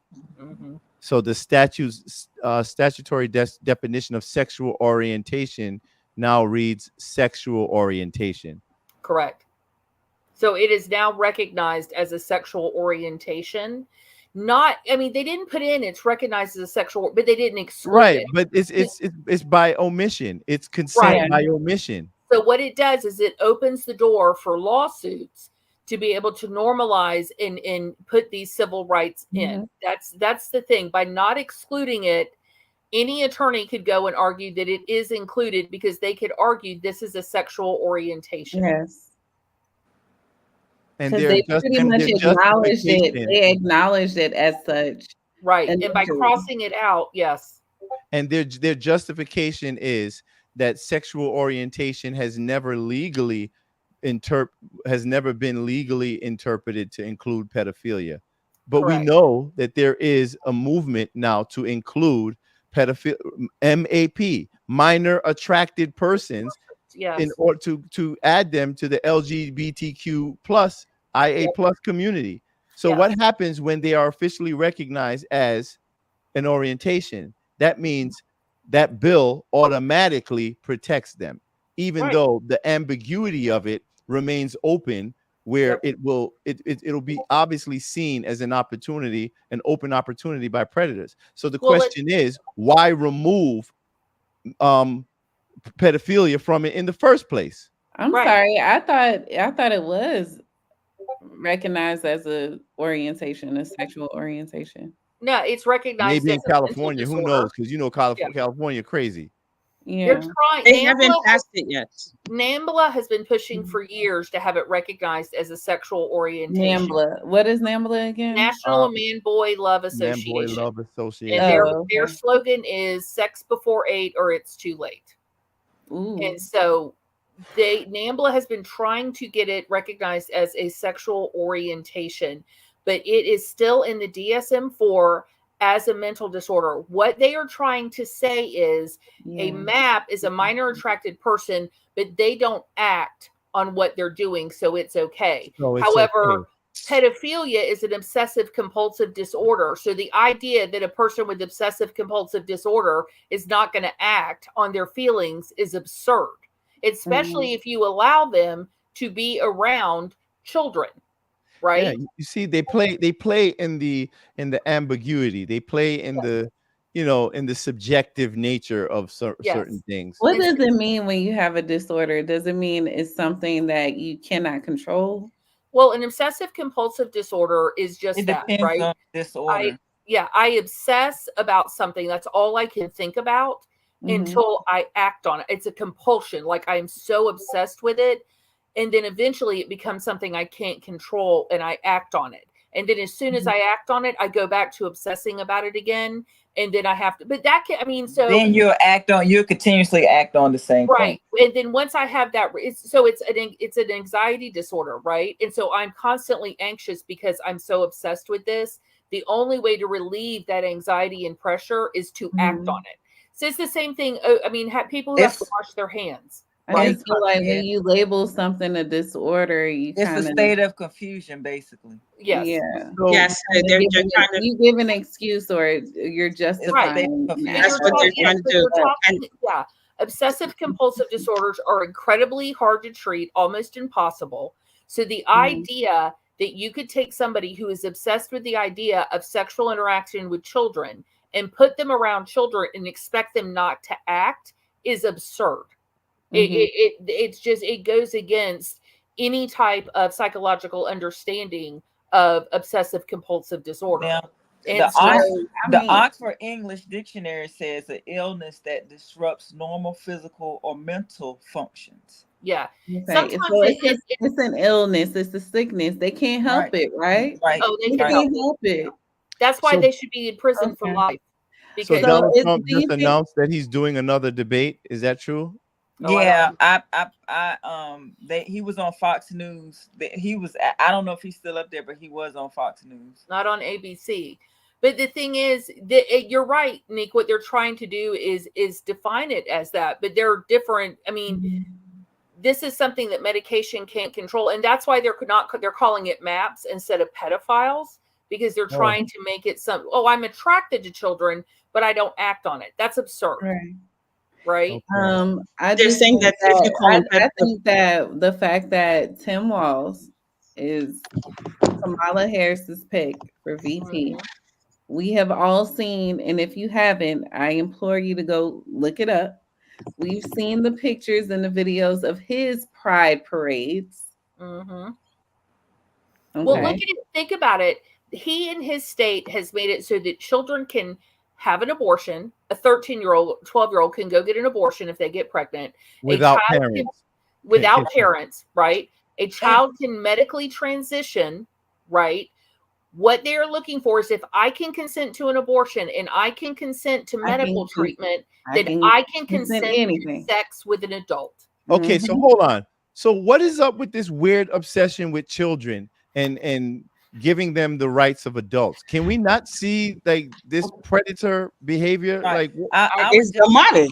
They're trying to go after the kids to confuse them. Yeah, I was just going to say that I don't think anyone on this panel has a problem with someone making this decision when they're an adult. But the issue is that we're leaving it to children to make these decisions. Children who we know have underdeveloped brains until the age of 25. But keep in mind, Tony, if you're going to move a society towards tyranny, one of the things you have to do is destroy the family unit. And you do that by separating a parent's authority over their children. They did this in the Soviet Union. Pol Pot did this. Every time a country moves towards tyranny, the first thing they do is attack the family unit.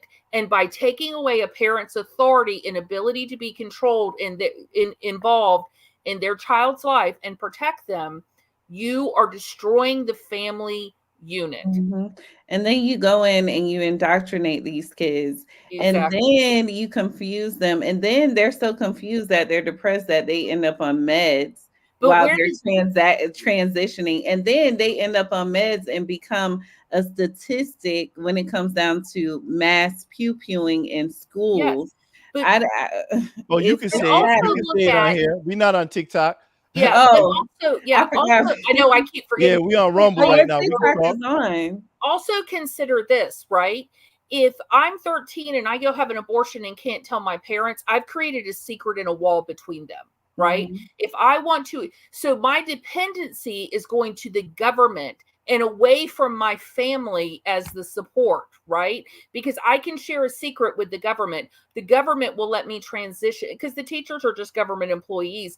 So you are changing that child's support system from the family where they are given advice and cared for to the government. So you are initially changing their understanding of the family unit, and you are destroying their ability to have healthy and supportive and strong families. Right. I mean, this is evil. This is destroying, and just so you know, it's a violation of the 14th Amendment, which the Supreme Court has ruled gives parents rights to manage their children until their legal age. Right. So, but then they have some truancy laws in some states where parents are getting locked up for their kids not going to school. But you want to put that on the parents. That's the parents' responsibility when they don't go to school, but it's not the parents' responsibility to make those decisions for their children. And where did those parents, where do those children go? They go to foster care, right? And the government is taking care of you. And in some instances, like in the state of North Carolina, if your child is over the age of 13, it's just like I said, you have to have permission to even access their My Chart. If my kids wanted to keep me out of their My Chart, I could not access it. I had to get their permission to get their My Chart information. Right. Yeah. And I've heard, doctors now, when you send it, like when you take your 13-year-old to go to see the doctor, they'll leave it up to the child to decide if you can go in there with them. First of all, my child can't give you consent for anything without me being present. So we're in some uncharted territory here, but folks. All of this is you undermine the family, and that child, think about what it plants in that child's mind. My parents are the enemy. The government understands me, these people, but my parents are trying to control me rather than seeing that as a loving authority trying to protect them. You are planting something that undermines the family unit and the trust within a family. So what did you all think about her answer on the border? Because I don't even remember an answer. She didn't give one. She didn't answer about the border. She blamed Trump and this is what really made me mad, because Trump has to stay focused. Like I love him. I love how I'll be right back. Is. However, he needs to stay focused. When she brought up the border bill that he killed, he could have expounded on that. He could have gone to HR2 right away. On that, he should have brought up HR2. He should have, and it being on Schumer's desk. Yes, he should have brought up the fact that there's over 300,000 children missing, and that he had and that he had the rapid DNA testing available at the border for those children. He should have had us up there. Sure, but not only that those children are not trafficked. He should have face to face with that hoe. I would take that hoe. I would eat her alive. But I think he was. I honestly think he was trying to control. I really think he was trying to control himself, and he was. You could tell he was bubbling over, because in that moment he's looking. He's like, wait. So you coming against me? You coming against me? You coming?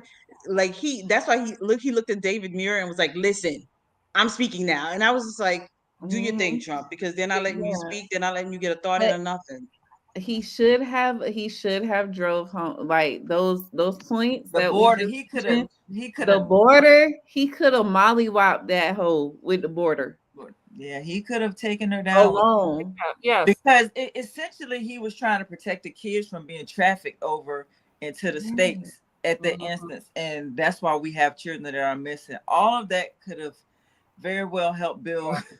He like I said, he needs to tag me in, because I will eat Kamala's lunch. Put me up there, and I will be like, I know you didn't. Bitch. Please let me educate you about the border. And then don't know anything about it, okay? I put the clean her. We just spent the rest. Would they have been like, "We're going to mute your mic"? I'd be like, "I don't need a mic. I'm loud. Let's get it, okay?" Let's not mention that. Shut it, David. The crisis. I don't need no mic. The crisis at the border right now is going on under their administration. Yeah, she's the border czar. Yes. Right. Yes. Okay. Still the border czar. Yes. Okay. So listen. We can take this show on the road. I know we have about like 400 people watching right now, but we can go almost 400 on X. On X, or is on Rumble or no? We have about 250 on Rumble. We have 359 on X and about 250 on TikTok. But TikTok's just listening. So TikTok is 270 now. Oh, 270. Yeah, they're just listening to us. It's that. Yeah, we're not even in there, and they're just sitting in there. So we should go back over to TikTok and get it started how we usually do. So for the folks, you know what? Let me put the TikTok. Yeah, 11 people in queue. Go ahead. Really? And I know people want to get up there and start sharing their opinions. Follow. Wait, what is my TikTok? Nick, I've tried to accept you, but I think you can't. I think you can't get up here, and you have to use a different device, because every time I click accept, you get dropped. Who? Neek. What do you mean in On TikTok? TikTok, yeah, I'm trying to pull up on TikTok. Follow me on TikTok. What's my name on TikTok? Lord have Tony. Tony L. Tony underscore talks.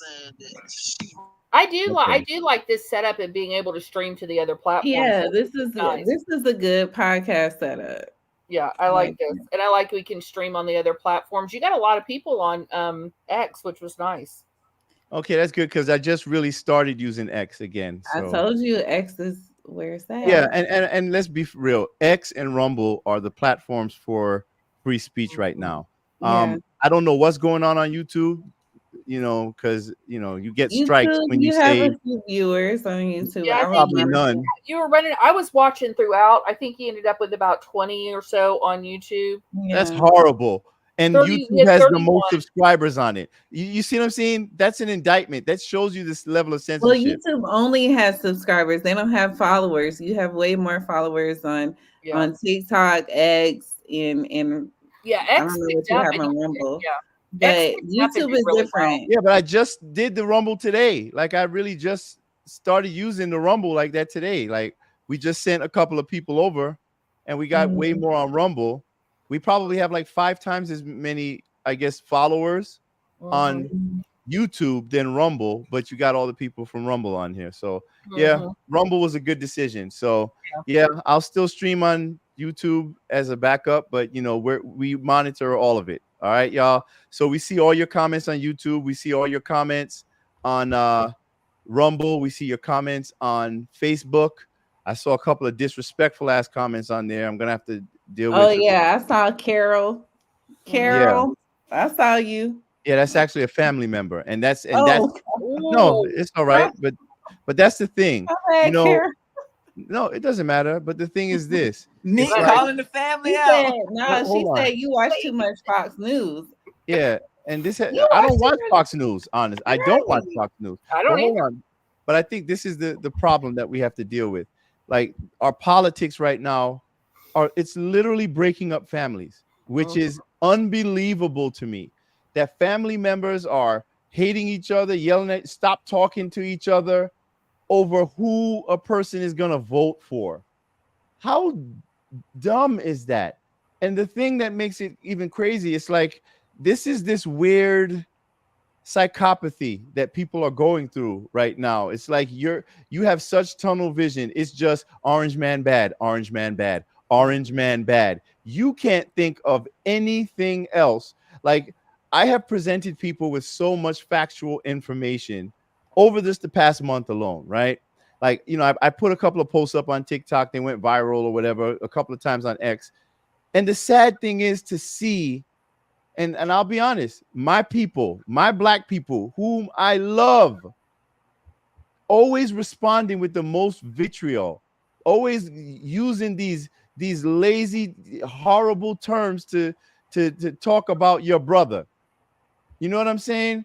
Like I'm out here, we're all interested in objective truth, right? So if that's what we're concerned with, we would understand the state of emergency that we are now in this country. We are really in a state of emergency right now. And I honestly don't understand how any Democrat, whether you're white, black, Muslim, Jewish, gay, straight, whatever, I don't understand how any American can vote for a party that is actively censoring American citizens, censoring you, using big tech platforms, using social media as proxies. Mark Zuckerberg just admitted it out loud. There should be lawsuits. Somebody should be in jail behind this shit. I mean, what about all the people who pay for advertising, who do sponsored ads on Facebook, who had their accounts throttled down and shadow banned? So people have been investing, people who run their businesses, who monetize these platforms, just to find out that all of a sudden, wait a minute, they've been lowering my exposure. So Mark Zuckerberg, you going to pay those people back? So, when we think about this, people don't get silenced and censored, from my observation, for lying, They don't get silenced and censored for misinformation or disinformation or malinformation, which is actually truthful information that just has an inconvenient result. People are being censored for telling the truth. Mm-hmm. People are being censored for reaching across the aisle, reaching across class lines, political lines, racial lines. People are being censored for trying to come together and engage in open dialogue with other Americans. And that's the problem that I have. Don't be mad at your neighbor. Don't hate your cousin, your auntie, your brother. Why are you mad at them? Maybe you should stop for a second, get out of your emotions, and listen to their perspective. We have to get to a place where we are open to a new perspective, because guess what? You might learn something. And also we need to learn to agree with people that we normally don't disagree with. It's okay. And guess what? Be open to correction. Be open to changing your mind after being introduced to new information, folks, because we don't have the convenience of being able to sit back while the current administration has most people in a state of financial ruin. A lot of y'all may not want to acknowledge it. Some of you are embarrassed, but let's be real. Credit card debt is at an all-time high. Yep. People, their savings are exhausted. People are making more money, but struggling more. Food is like what, 20, 30, 40% higher in some cases. The cost of housing on average has doubled over the last 3.5 years. And y'all think this shit is cool? Meanwhile, they're censoring you. They're preventing you from being able to talk about it. They're even arresting people, like the brother from the Black Socialist Uhuru movement, who was arrested for speaking out against the funding of the Ukraine-Russian war. Speaking out against, listen, you have a constitutionally protected right to dissent against your government. But then when they arrest that man, when they have a raid on his house, that 83-year-old man, when the DOJ, FBI, when they run up in there and arrest that man, and he's now on trial right now, guess what for? Russian propaganda. For disagreeing with the U.S. funding a Ukrainian war using our tax dollars and continuously printing money and devaluing the dollar? Is this who we have become, America? Is this who we are? Black people? Because I don't hear anybody up in arms talking about that brother who is out there on his own right now. They're setting a precedent that we will not be able to reverse. The longer we remain divided, the longer we keep being distracted by all of the spoon-fed nonsensical talking points that they keep feeding us, they continue to fulfill their agenda.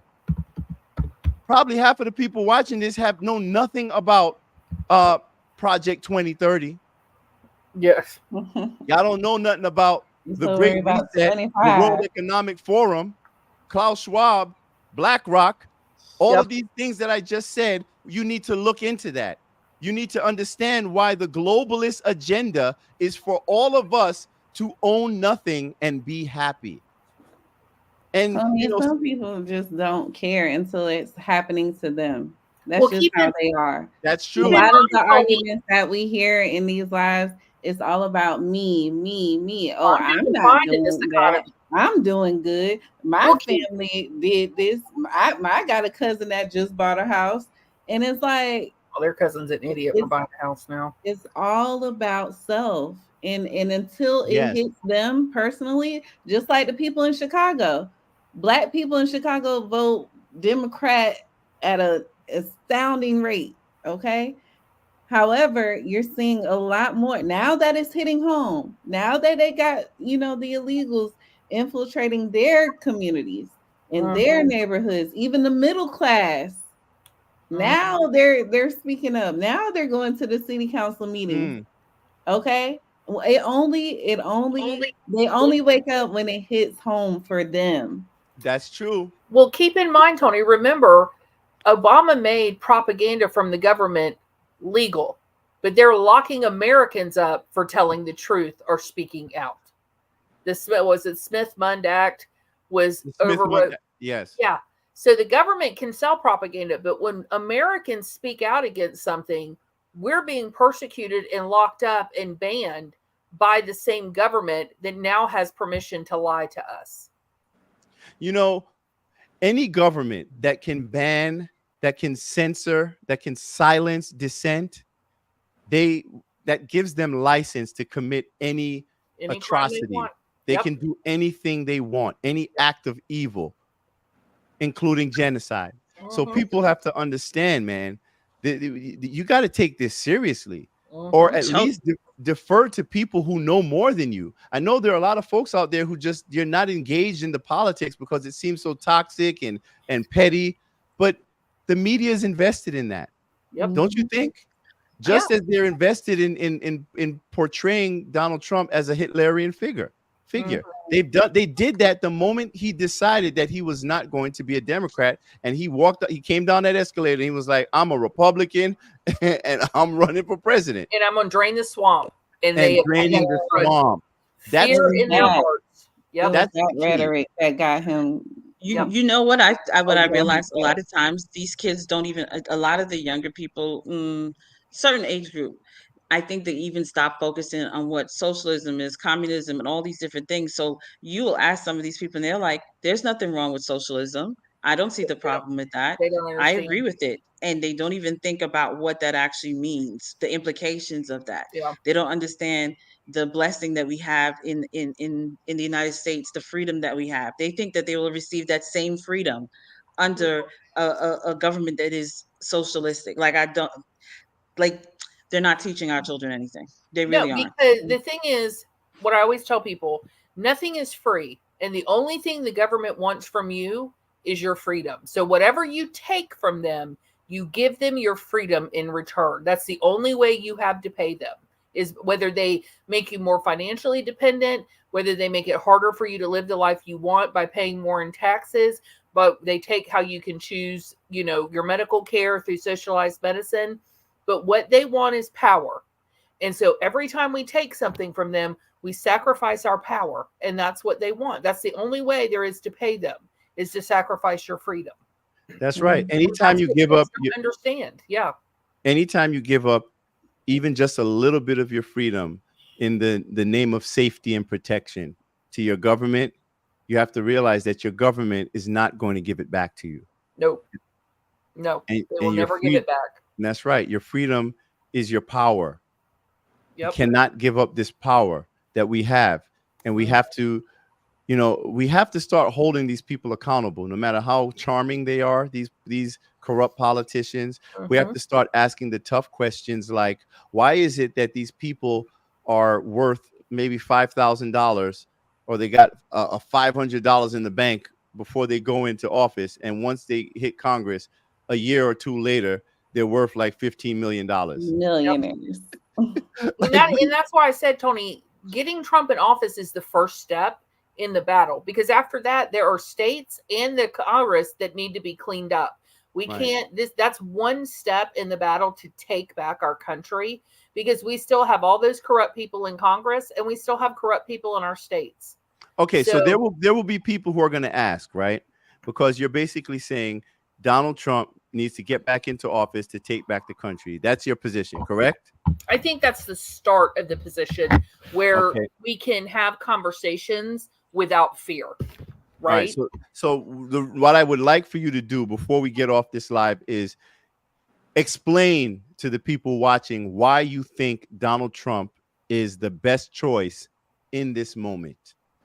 Well, for me, right, I think that we are, like I said, I think the government is slowly eating away at our freedoms, whether you call them natural law or man-made law, right? But the current administration and Congress has slowly been taking away our constitutional rights.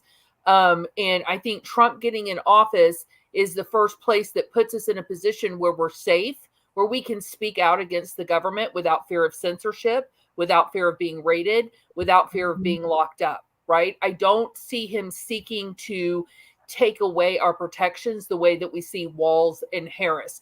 So getting him in is, one, going to give us our constitutional protections back. He's not looking to take those.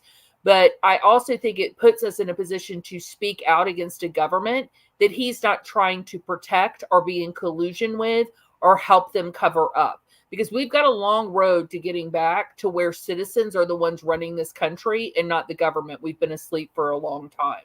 I think the other thing is he's going to give us freedom in that the economy is going to get better. He has a legitimate plan and an understanding of what's needed, which economic freedom is an important freedom we overlook, but it's going to empower people to have their economic freedom and build their businesses, which gives us people something to fight for. And my other thing is, I think he respects the family, and the more we allow our families to be torn apart, the less strong we're going to be as a society, and people are going to have less to fight for. Okay. What about you, Neek? Pretty much everything that Awesome just said. And, I'm going to go the Democrat route and just talk about the opposition.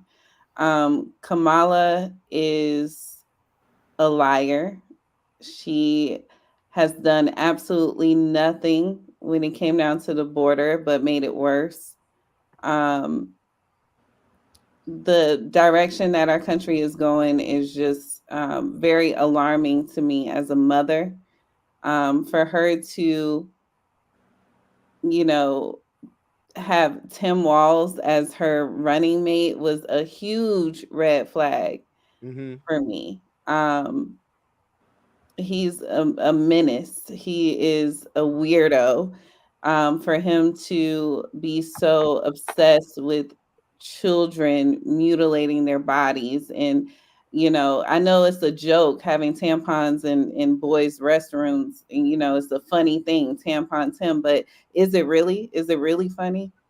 It's disgusting and it's sickening. And I'm a spiritual person. We're in a spiritual war right now, and all I'm seeing from the Democrat side is nothing but chaos, destruction, lies, death. I almost said unaliving, but death.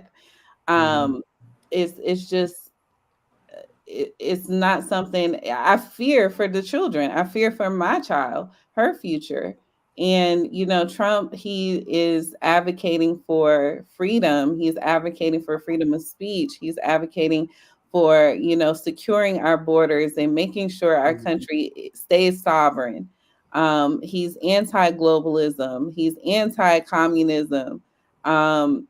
He's speaking up for the church. He's saying things that, most politicians wouldn't even bring up. They wouldn't even say. And the way he says it, he's speaking up for Black people, whether they want to admit it or not, if they want to acknowledge it or not. Him saying Black jobs is a real thing. It's a real thing.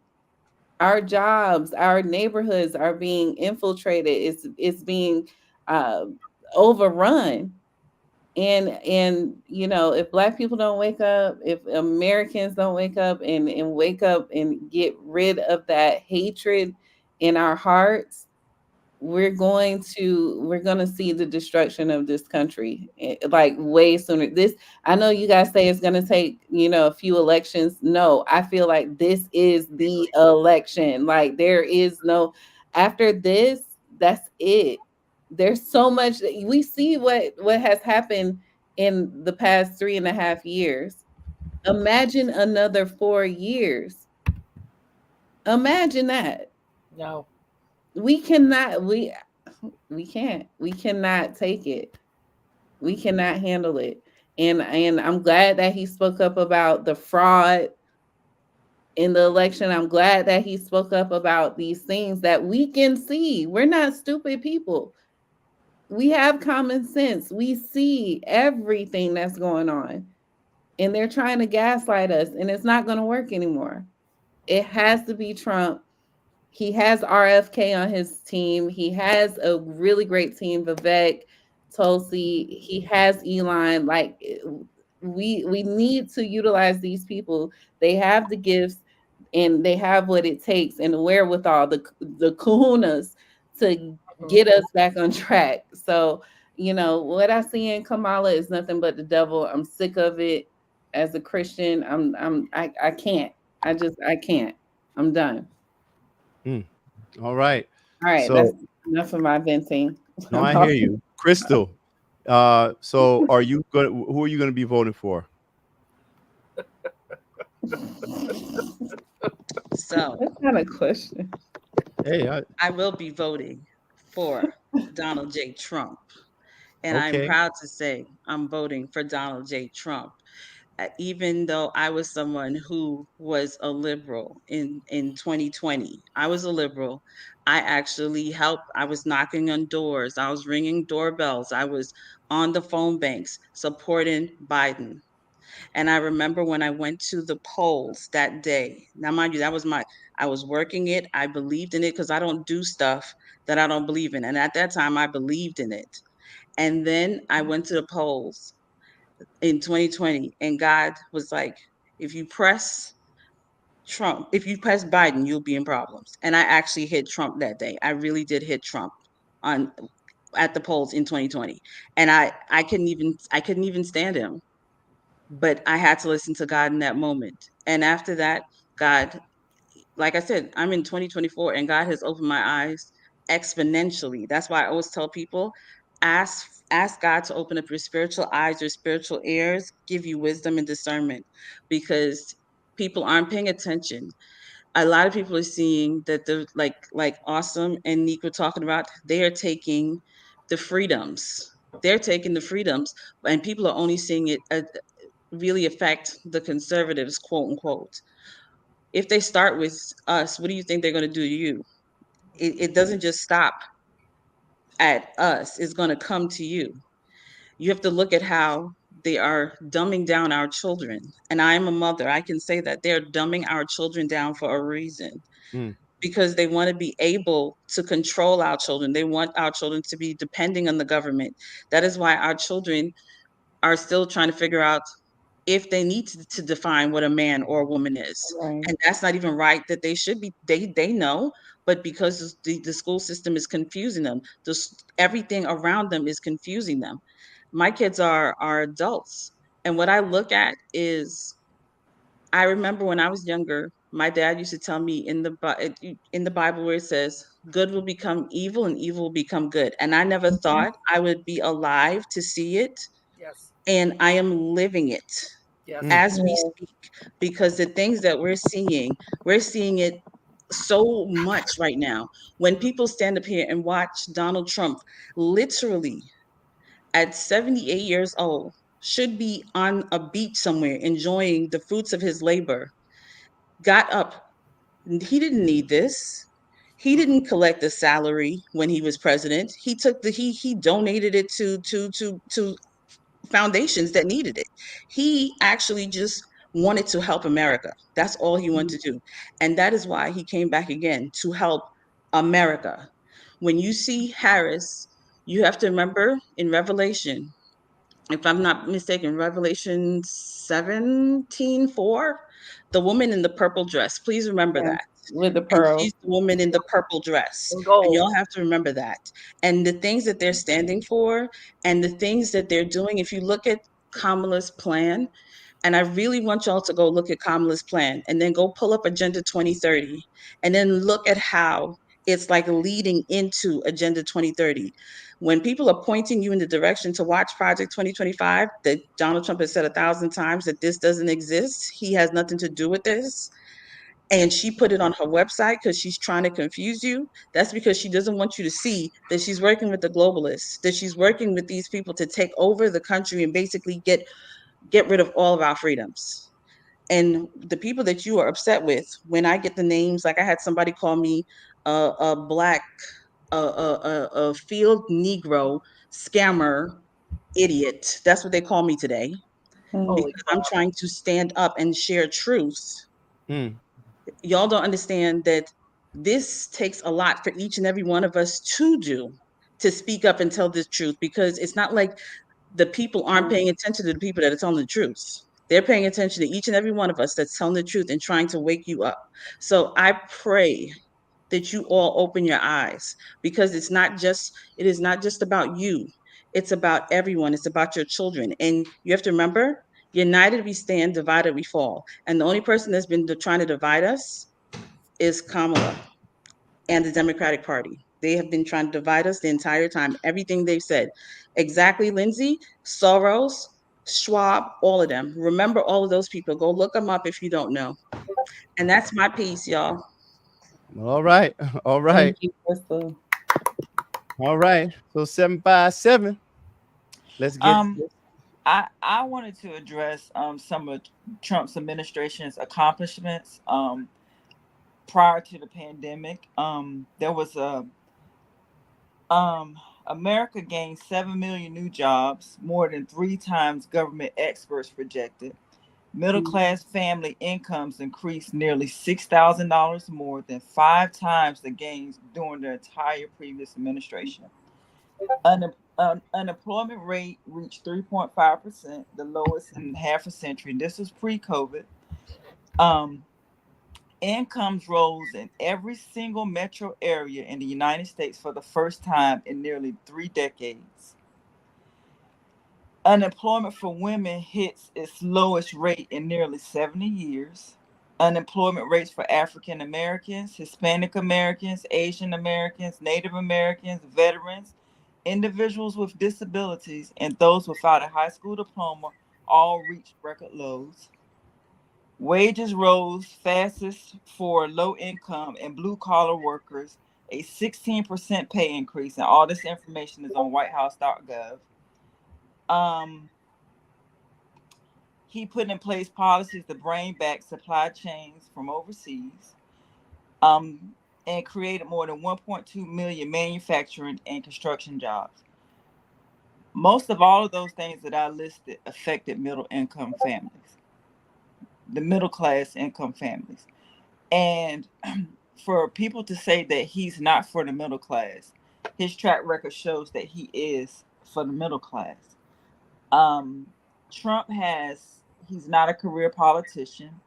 And I feel like that he really, he really could go to Mar-a-Lago and play golf and not even run another term. He doesn't need the money. He's donated his income. So why, he has a lot that he could lose behind this, but I feel like that he's really fighting to give us less government and give the people back their rights and our constitutional rights. He wants to uphold our constitutional rights. He wants to protect our borders. He wants to protect the children that are being trafficked across the border. That's why he had DNA testing in place, rapid DNA testing in place immediately on spot to protect those children. And those are things that he does not get credit for. And these are just some of the reasons why I am voting for Trump. I started to do my own research. I was heavily indoctrinated to believe that the Republican Party was against Black people. I'm just going to keep it honest. We were taught that the Democratic Party was for poor people. And it begins to, you begin to have a victim mentality. And, if you're a believer of God, we're not victims, we're victors. So you have to get out of that state of mind of being a victim. And the Democratic Party is they're very divisive. And I found that once I started doing my research and I decided that I was going to vote Republican, I haven't had any problems with anyone that I've met. I haven't been called out my name, and I'm getting that from the Democratic Party. I've been called out my name. I've been disrespected, and it's unfortunate, but I just feel like people can agree to disagree without the disrespect. Right. Okay. And that's why I'm voting for Trump. All right. Well, I'm gonna just kind of lay out a couple of stuff before we go. So I guess I'll take my little turn here. But But okay, so guys, I just want all of you who are watching, I'm hoping you were able to just grab some logic or just hear their perspectives and understand where they are coming from, where everyone is coming from. And I think I'm going to start off basically from a position of letting everybody know that I'm a lifelong Democrat. I have been voting Democrat for my entire life. In fact, I voted for Joe Biden in 2020. But after that vote, and I was conflicted because, you know, I fell for, I guess, the fear mongering, right? And so I basically gave in to that fear. But I guess I'm speaking now to all of the people out here, all the black folks out there, not even just the black folks, but just all of the people who have been liberal identifying, people who have been voting Democrat for so long. But it does, yes, definitely a lot of people from my community who have lived in blue cities their whole life. We've been governed under Democrats for a long time. I would like to say that my eye-opening moment was in the 2016 election when I saw what they did to Bernie Sanders. And I think that really changed everything, that changed my perspective. And I always say I accidentally slipped outside of the matrix and I got a peek at what was really going on. And when I saw how they cheated Bernie Sanders. Now, Bernie Sanders, I was a Bernie bro, whatever you want to call, I was a Bernie bro, hard body. And there were a lot of black people, especially black women, who were supporters of Bernie Sanders and his policies. And that's because Bernie, like Trump, was a populist candidate. He spoke to the concerns of the people. So as a Bernie supporter, you can imagine how disenchanted I became with the process when I saw what they did, how they rigged the elections against him. They did. We know they did. That's why they had to remove Debbie Wasserman Schultz. We remember how we saw when Donald Brazil got caught handing Hillary Clinton the cheat notes at the debates. I think Roland Martin was caught up in that too. So when you see all of these factors, we don't just talk about like machines and hacking elections and all that stuff, cheating. No, cheating is when you have an entire media apparatus, when you have the entire party colluding against you to stop you. That's what we saw. And when we saw the lawsuit, we saw the attorney for the DNC basically say, well, we're allowed to do it. We don't have to be democratic in our processes. We can do the backdoor deals. And so for me, that showed me that Democrats were not this party of so-called democracy. And I saw, and when I look at it, it's like there have been no fair elections within the Democratic primary process since then. The candidate that you guys have right now, Kamala Harris, no one voted for.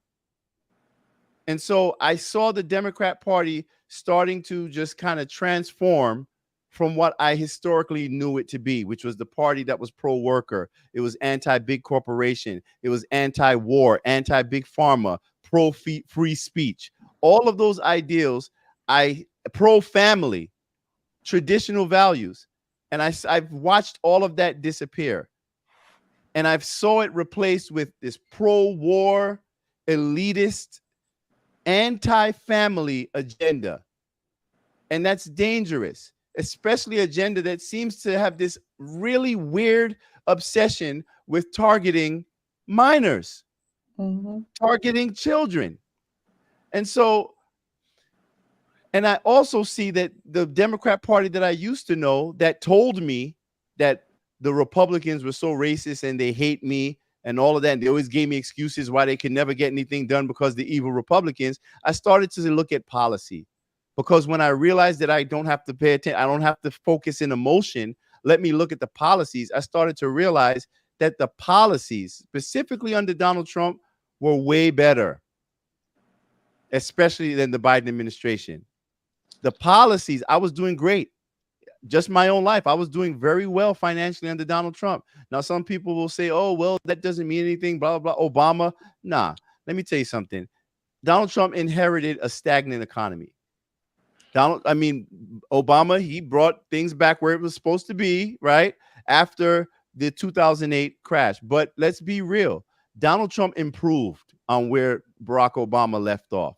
You cannot take that away from the man. You cannot take away how effective he was for the middle class. You cannot take away the fact that we were in no new wars where Congress and the president were pledging our tax dollars, hundreds of billions of dollars, to other countries for wars that they pretty much instigated. There were no new wars under the man. So I can't ignore that. The borders were far more secure under Donald Trump than they are now. How can you argue against that? And so when I see Democrats always engaging in these politics of moralizing, virtue signaling, using black people as political pawns to further their own agenda, I just got tired of that shit. I got tired of it. I'm tired of black people being the political footballs that are kicked around the field by white liberals in order to further their politics, and they use us against their opponents. They use us against the Republicans. I ain't a Republican. I'm an independent. But as an independent, I'm also an independent thinker. And I can see when we're being played. And I hear black people always talking about, well, what the Republicans going to do for you. Well, and they also say, Tony, why are you always going so hard on Democrats? Because I was always invested in Democrats. Why do people criticize their country? Because they love their country. Right. But the Democrat Party of old does not exist anymore. And so when you ask me, why do I always go so hard on Democrats? Well, guess what? 90% of black folks been voting for Democrats for the past 60 years. Why am I criticizing Republicans when y'all don't even talk to them? And anytime a black person dares to talk to them, like Ice Cube did when he brought the contract for Black America, y'all criticize them, y'all vilify them, you call them coons, you call them traitors, or you tell them now is not the time. So when is the time? When is the right time? A lot of this gatekeeper class that we've been dealing with, y'all been selling out your community. You've been selling us down the river. And let me tell you something. There is a professional managerial class out there that is doing the bidding of the ruling class, the elite. Their job, see, they think that they're getting all these benefits and they're doing great. Yeah, they're doing better than you, but they're not valued. They don't mean shit to the ruling class. And what they steadily do is they try to preserve their own access and their own privilege to your detriment. They are hired to represent you, the American people who don't have a voice. They're there to pretend that they represent you and give a false perception of what's happening in society. And so it's time for us to get rid of these gatekeepers. Stop supporting these people. Black people, stop investing in the D.L. Hugleys. Stop investing in the Ricky Smileys, the roly-poly Roland Martins, the Steve Harvey, who's talking about, well, I'm just going to lob her the question. I ain't going to give you no hard questions. So talking like a slave. Listen, we are black people. As black people, we are brilliant, excellent people. We are intelligent. The people who represent us are not fucking comedians, are not rappers who are twerking their ass all over stage. Y'all don't even see how these people are condescending towards you and how they disrespect you in their politics. But yet you have the nerve to tell black people who dare to step away and look somewhere else that they're traitors, they're sellouts. You know, Dr. Cleo Monago always says that black people are trapped in a trauma trance. And I really, at first I didn't understand what he was talking about, but I understand it now. We are trapped in this dependency, this mental dependency on white people, on white approval, on white politics. And we are trapped in this cycle of white liberal politics that we find ourselves attached to, where they dictate our politics to us through this paternalistic lens, a lens of ownership. That's why black people, the only policies they ever offer you are through a lens of criminalization and poverty. Oh yeah, we're going to do bail reform. We're going to do this criminal justice because they see you as criminals. They're going to do some type of policy to keep you dependent on the government, But where are the economic policies to lift us up out of the conditions that we are in so many of our communities? Where are those policies? I'm not talking about the policies for the upper middle class. I'm talking about the policies for everyone, including those who are in poverty, because that just doesn't happen. That's why our cities like New York City, in Chicago, Detroit, LA, San Francisco, that's why they're in these blue cities. This is why they are in the conditions that they are in. So Black people, it's time to do something different. And before I close, let me tell you something, because the issue I have, I talked about how Democrats lie. I watched that debate earlier, and I watched Kamala Harris lie her ass off throughout that whole thing. But it was pretty much a reflection of everything that we've seen for the last 8 years from Democrats since Donald Trump stepped in office.